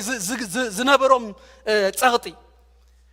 كناي صغطات ينيرو مسزبسي سيلو هوس زبلاي نبرن اما قد سيلو زغيداي نبرن مننتو ناغلص نا تزاربه كاي تقربوني لمصامي نابله زغي زنبرس فويسو هج تحويسو مسب وجعجاي زبلزل ناتي زغبرلو كرسيو ناتي كمو زغبرلو كن رسيوس بقى انجوي يغبرالو አቤለው ይሉ ኢየሱስ ደንጽይው ወራርደናይን ስቶም ተሻዓተ ዳአና በይከይዶ ዝገበር ኩሎ ካባይ ዝተቀበሉ እንታይ ዳ ሪኮግናይዝ ዘይገብሩ እንታይ ዳ አሳቶም ከደይስው መስዋዕት ምስጋና እንታይ ዳ ቴንኪው ዘይብሉ አምላኽ ይርዳአና አምላኽ ይርዳአና ሪኮግናይዝ ንገብር መስዋዕት ምስጋና ኣብ ገግዚኡ ነቅርብ ሰባት ክንከውን እቲ ክብላዕ ከሎ ኢለኩምሽ ኣብታ ክልተ መዓልቲ ክትብላዕ ኣለዋ እንታይ ማለቱ ቅልጡፍነት እኮ ይደሪ ኣይተጽናሃዮ ንምስጋናሲ ቀቀልጢፍካ እንታይ ግበር ሃቡ ኣይተሕድሩ ኣይተውሎ ኣይተቀንዮ كقرب زلوا سيقرب أي بلا كتبلوا إنجوي جبروا حبيركم تحجسوا أمسجنوا نجرجن تزي ودي خايو أمتيها أبتي إنتاي جبروا أبت محرار نايت مسوي جبروا أنت أني هو يبلشوا تزغروا خلص مرافق شو أتى كيركم قتري وخلص كم زي قرب يكوت قريب كقرب يزلوا بك ألتف يسوع كويتاي تسأل سيد دما تمغنياتون تأيو تيلكمني سالساي مغنيات يبلو بزي مغنيات بقى نأملاغسي لما قالتك سوى قالوا ايه يلومسي بقى زسبح تقلديو زسبح غنشلديو قال له هيزومسي مص نأملاغسي أملاغ سلا زخونه مسواعت مسغانا سلا زغبو كسوى قالوا جتزبلكم كله زي تجبرلنا نصبصبنا بمسغان صبو انديو زي تجبرون تخونه بك أملاخ نسل زخونه نسو سنة أملاخ سل زخونه نسو እግዚአብሔር ሲ ናተይ أملاخ سل زخونه نسو سل زغبو مسوعات مسغانا يسي كوسد بقو سل زخونه طرايسي بزي منم مخنيات بزي منم متحاز كنا مسغنو يقبا تنحموش تمسوعتات بزا انجل دما رايو تناي مودات ادبلكم ناي حاتياتن تنايت متحللاف نايت بدل مسوعتي مس املاخ نمتقرا دغبري مش اتسلسته غنكو مس املاخ زلكا فيلوشيب نمقصالي بقى غغله ነገር ኮይናስ دما وديقنا نمملاس ترايد يكونس اب تصبق غيزيخا صبق الله تصبق ناقصاصل كيو مخاديو ምንም ምክንያት አይደልን ይጅ ገለ በረከት ገለ ነገር ሲክሳ ዝመጸለ ይልካስ አይ ኮፋ ይባልኒ ከም ዘለዎ በቃ ጽብቅ ስለዘለሁ በቃ በሁሉ ሸፍንካኒ ጋሪድካኒ ጽብቅ እግዚአብሔር ይመስገን ግንማ እግዚአብሔር ስለዘኾንካ በቃ ይስዋ አልካ ኢየሱስ ጎይታይ መዝሙር 110 ሸሞንተን انا غم ببالكم يكلتا ጥቅሳት ቶም ትጽፉ ጥራይ ጻሐፉ ታንቲ ከምታ አንቶ ይዝበልኩሁም ዝተገብረ ነገር ምምስጋን ይዛረበሞ ባይዘወይ መዝሙረ ዳዊት ብዙ ጊዜ አመስግኑ ዝብል ጻውኢታት አለው ሐለፈ ለኮም ካብ ኩሉ መጽሐፍ ቅዱስ ከባቢ 150 ጊዜ ሲ ከመ አይነት ጻውኢታት አለው መብዛቱ ጊዜ መዝሙረ ዳዊት ምስ ምክንያቱ ነመስግነሉ ምክንያቱን እንዳነገረና እጃ መዝሙረ ዳዊት 110 ተሸሞንተን ኣብ ቁጥር 11 ከምዚ ብለና ሰሚኻኒ مدهانيون كوين كان نيخامو كمسجنكاي هجي كمتا أنتو يزبلكوهم مبصعون تمثل سميع خاني تقليس زقبرلي لكاس سميع خاص أدين كاني سلازين تاي قبركا يمسجنكاي وردي لو هاب قطر سران شمونتن قرن تاي بالمسلكم نسخا أملاغيها أمسجنكا وأملاغي لألب لكالله نسخا انتايها أملاغيها أمسجنكا أبزقن منم نجرسي إزجير كاللي صلوتي سميعني أدهين كاني نسخة أملاخ يخامو يمسجنك الله بك يسوع قويتاي نسو أملاخ سلزغونة راي زقرب مسوعتك زيابير بارخ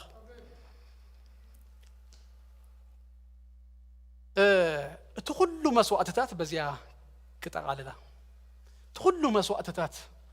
بهبرون تايب بهالمسلكم قربان يزبال جئز دماغ مزلو وصي قربان تفلتيو قربان ناب تغرينيا مارينيا قربايو sacrifice offering مسوعتي قربان اندهرالون تخوينو كام مسمنت اتخيد تاقال مس مقراب اقربيو قال نغرسي تقرب يخدلخ كمت انتو يزبلكم دما كتقرب كلخا ንካህን ጥራይ ኮንካን ሂብካዮ ትኸይድ እስኻ ባዕልኻስ ናብቲ እግዚአብሔር ዘለዎ ቦታ ትቀርብ ኢኻ ኤቭሪቲንግ ሲትሪዮ ኢኻ ስለዚህ መስዋዕት ምስጋና ክነምጽእ ከለና ኩሉም መስዋዕትታቱን ክነቀርብ ከለና ኢንፋክት እንታይና ነገብር ዘለና መስለኩም ንቀርብ ኮይና ዘለና ናብቲ ህልውና ንቀርብ ናብቲ እግዚአብሔር ዘለዎ ቦታ ንቀርብ መስዋዕት ምስጋናና ክንስውእ ከለና እግዚአብሔር እዩ አማእኸልና እቲ ህልውነቱ እግዚአብሔር ኣብ ኩሉ ቦታ አሎ እንዲሁ እግዚአብሔር ኣብ ኩሉ ስፍራ እንዲሁ ዝነብር ነገር ግን እግዚአብሔር ከምስገን ከሎ ዝቀርቦ ምቅራብ ዝተፈልየ ብፍላይ ድማ ከምዚ ብጉባኤ ተአኪብና ከነመስግኖ ከለና ዝቀርቦ ምቅራብ ግን ተፈልየ ኢየሱስ ጎይታይ መዝሙረ ዳዊት ምዕራፍ 22 ቁጥር 3 አታ በማህሌት እስራኤል እትነብር ንስኻ ቅዱስ ይኸይሉ በማህሌት እስራኤል ብናትና ምስጋና እንታይ ይገብር ንሱ ይነብር አብ እንግሊሽ ከድኩም ተሪኹማ he enthroned in the praises of Israel ይዝብሉ እግዚአብሔር ናይ ወርቅ ዙፋን አይደልዮን ወይ እዚ ናይ ሃርማዝ ስንዘለዎ ዙፋን ገለ አይደልዮን ተኽብሩ ክቡራቱ አብተላሊ እናረገጽናዩ ኢና ንኸይድ እግዚአብሔር ግን እንታይ ዙፋን ይደል መስለኩም ናይ ህዝቡ ተአኪቡ ከመስግን ከሎ ህዝቡ ተአኪቡ ንእግዚአብሔር ከኽብር ከሎስ አማህሌት እስራኤል ሲ እትነብር ዝብሎ አማህሌት እስራኤል ሲ ዙፋንካ ትገብር ተአኪብና ከነመስግኖ ከለና ዙፋኑ እዩ ኣብዝ ዝኸውን ኢየሱስ ክርስቶስ ጎይታይ እግዚአብሔር እዩ እንታይ እንዳኾነና ድመጽእ እንዳቀረበና ህልውና እግዚአብሔር እንታይ እንዳገበረልና ዝመጽእ እንዳበዝሐልና ዝመጽእ ኩላህና አመንትስ ተለማቢርና ኢላይሌ ዘአምን the most ናይ እግዚአብሔር ፕሬዘንስ ዝስማዓና ጊዜስ አይናይ ጊዜ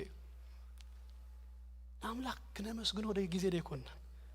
በመዛሙራት እንዳገበርና ንእግዚአብሔር ክንውድሶ ንእግዚአብሔር መስዋዕትታት ከነቀርበሉ ከለናስ ህልውና እግዚአብሔር እንታይ እንዳሆነልና ይዝመጽእ እንዳበዝሐልና ይዝመጽእ እንዳአዘዘ ይዝመጽእ ስለዚህ አማእኸል እስራኤል በማህሌት እስራኤል እትነብር ኢንትሮንድ ደኸውን ዙፋኑ ዝገብር እግዚአብሔር መስዋዕት ምስጋና ይስካሉ ከተመጽእ ከለኻስ ህልውኑ ኢኻ ትደልደለኻ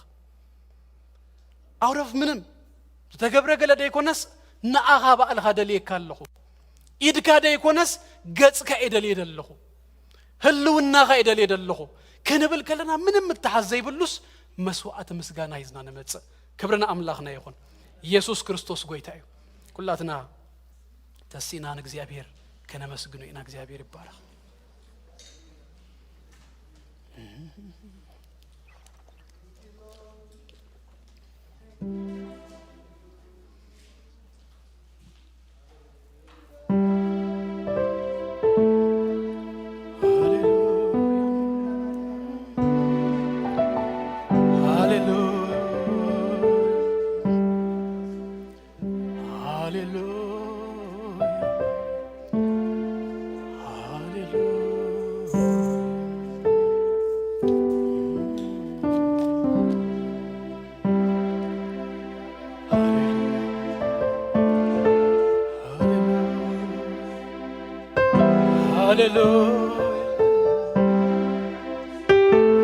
እስኪ መስዋዕት ምስጋና ሃሌሉያ ቅርብ ደቂቃ እንደለዋና ሰዊና ናምላኽ መስጊና ክንከይድና እግዚአብሔር ይባረክ ሃሌሉያ ሃሌሉያ ሰለስተ ደቂቃ እንደለዋና እስኪ ሁላትና ሕጂ ሃሌሉያ የዳውና ንዘርግህ ነዚ ጎይታ እስኪ ነመስግኖ ነኽብሮ ኢየሱስ ጎይታ ክብርና አኻ ይኹን ሃሌሉያ ንስኻ አምላኸ ኢኻ የመስግነካ ኣለኹ ወአምላኸይ ልዕል የብለካ ኣለኹ ሃሌሉያ መስዋዕት ምስጋና ይቀርበልካ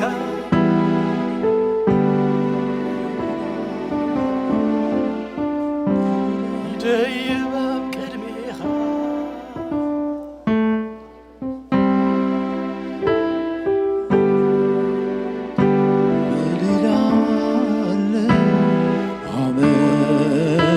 አመሰግናለሁ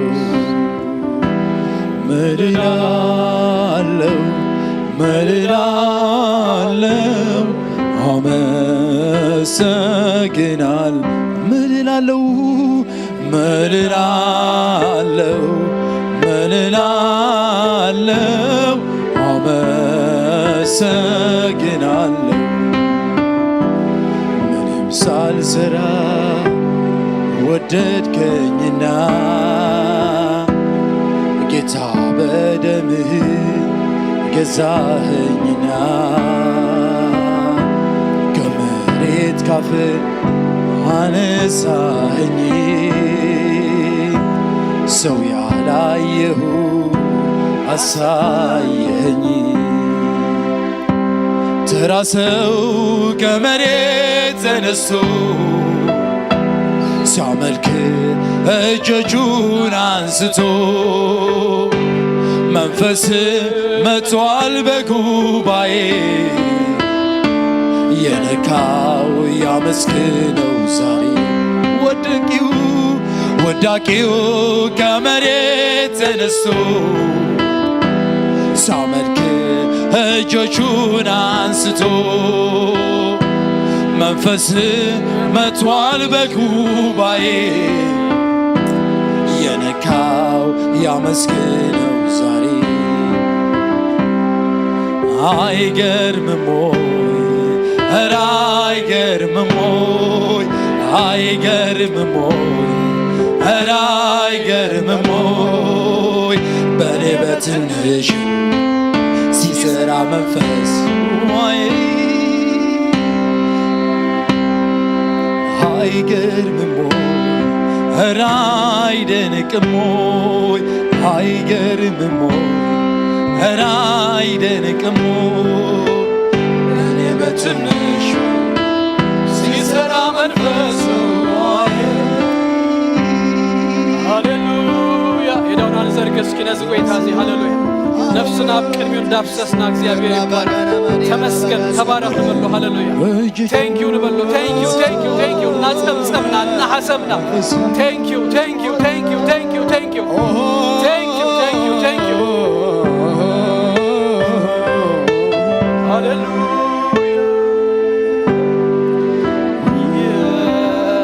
የከበረ ሁሉ የተሻለ የከበረ ከሁሉ የተሻለ ሰውነቴ ላንተ አቀርባለሁ ሰውነቴ ላንተ አቀርባለሁ እኔነቴ ላንተ አቀርባለሁ እኔነቴ ላንተ አቀርባለሁ የከበረ ከሁሉ የተሻለ የከበረ ከሁሉ የተሻለ ሰውነቴ ላንተ አቀርባለሁ ሰውነቴ ላንተ አቀርባለሁ እኔነቴ ላንተ አቀርባለሁ እኔነቴ ላንተ አቀርባለሁ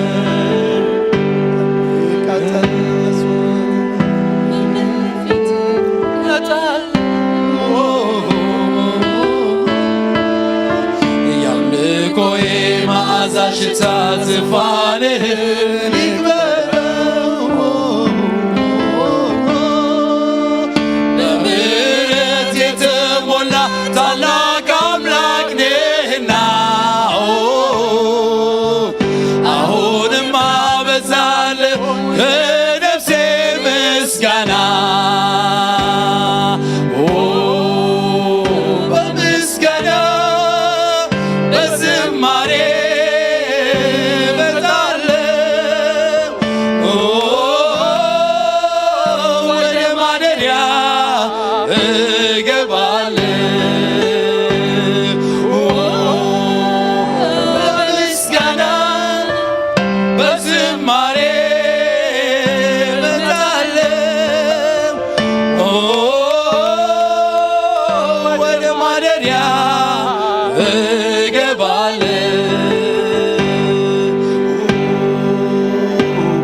በምስጋና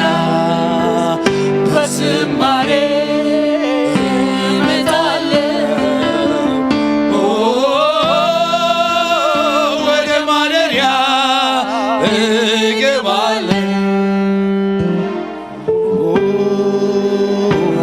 ምስጋና በዝማሬ እመጣለሁ ወደ ማደሪያ እገባለሁ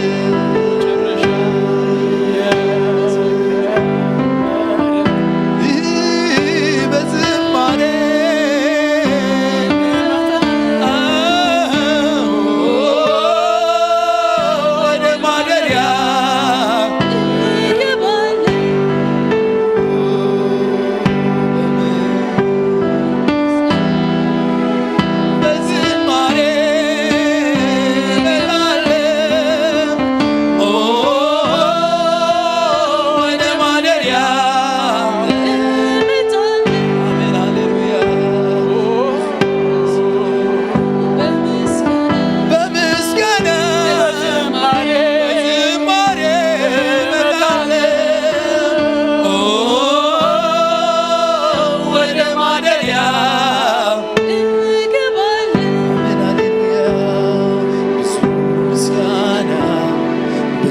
ዝማሬ ወደ ማደሪያህ መቼ እመጣለሁ አምላክ ነህና ስለሚገባህ ብዙ ምስጋና ብዙ ዝማሬ ወደ ማደሪያህ መቼ እመጣለሁ አምላክ ነህና ስለሚገባህ ብዙ ምስጋና ብዙ ምስጋና ብዙ ዝማሬ ወደ ማደሪያህ ይዤ እመጣለሁ አምላክ ነህና ስለሚገባህ አንተን አመልክሃለሁ አንተን አመልክሃለሁ አንተን አመልክሃለሁ አንተን አመልክሃለሁ እንዳንተ ታማኝ አምላክ ማነው እንዳንተ ታማኝ አምላክ ማነው እንዳንተ ፈዋሽ አምላክ ማነው እንዳንተ ፈዋሽ አምላክ ማነው እንዳንተ ደራሽ አምላክ ማነው እንዳንተ ደራሽ አምላክ ማነው በብዙ ምስጋና እገባለሁ ፊትህ እገባለሁ በብዙ ምስጋና እገባለሁ ደስ አሰኝሃል በብዙ ዝማሬ እገባለሁ ፊትህ እገባለሁ በብዙ ዝማሬ እገባለሁ ደስ በብዙ አምልኮ እገባለሁ ፊትህ እገባለሁ በብዙ ዝማሬ እገባለሁ ደስ አሰኛለሁ ምስጋና ሚሰዋ እንደሚያከብር ባንተ ደስ የሚለው ከኔ ጋር ከፍ ከፍ ያርገህ በአዲስ ቅኔ በአማረ መዝሙር ከእልልታ ጋር ወዳጄ ይሁን ላንተ በብዙ ምስጋና እገባለሁ ፊትህ እገባለሁ በብዙ ዝማሬ እገባለሁ ደስ አሰኛለሁ በብዙ ምስጋና እመጣለሁ ፊትህ እመጣለሁ በብዙ ዝማሬ እመጣለሁ ደስ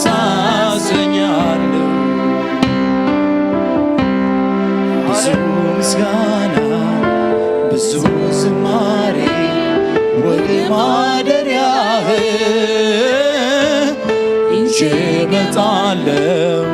አምላክ ነህና ስለሚገባህ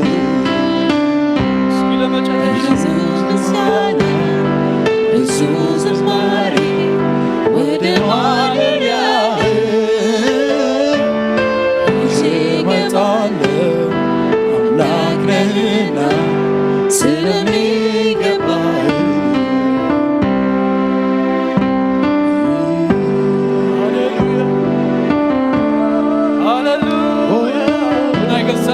ቃላት እስኪ እግዚአብሔር ነመስግን ነው ንወድስ እግዚአብሔር ይባረክ ሃሌሉያ ንስሙ ሃሌሉያ ነመስግን እስኪ ሃሌሉያ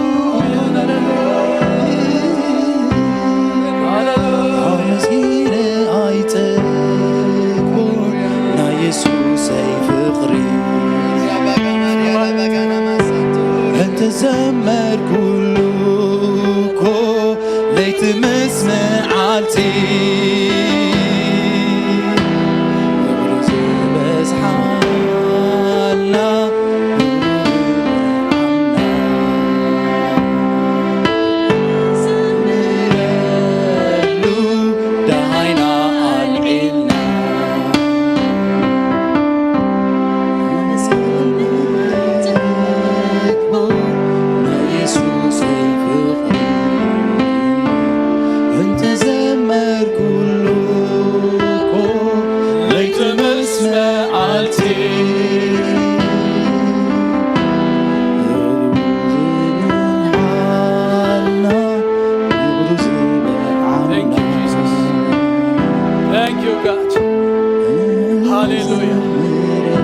እግዚአብሔር አምላክና ናቦና በቆይታ በክርስቶስ ኢየሱስም ደግምና ነመስግነካለና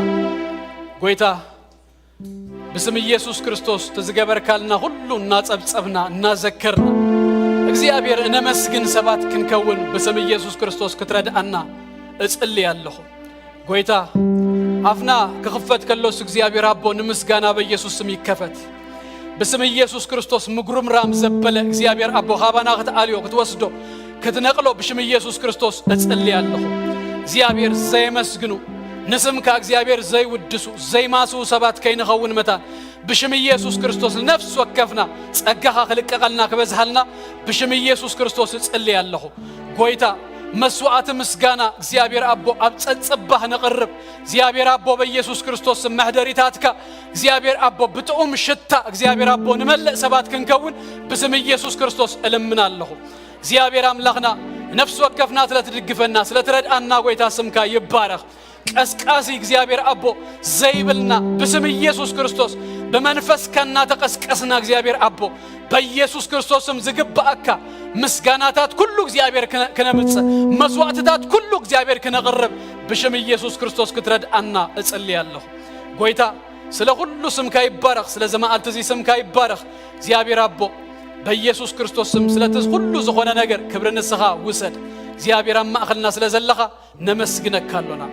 ክብሪ በስም ኢየሱስ ክርስቶስ ናአኻ ይኹን እግዚአብሔር አምላክ ይባርኩም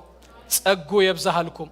ገጹ ይብራሃልኩም ሰላሙ ድማ ይሃብኩም ናትኩም ዘሆነ ዘበለ ሁሉ በአምላክ ደተሐለው እንደተባረከን ይሁን አብተኸድዎ ዘበለ ሁሉ ሞገስ እግዚአብሔር ክብር እግዚአብሔር ይቀድመልኩም ሰሙንኩም በስም ኢየሱስ ክርስቶስ ዝተባረከ ይሁን ደገ ጸላእትኩም በስም ኢየሱስ ክርስቶስ ውረሱ ብርሃንኩም መመሊሱ ይድመቅ እግዚአብሔር ይባርኩም በሰላም ኪዱ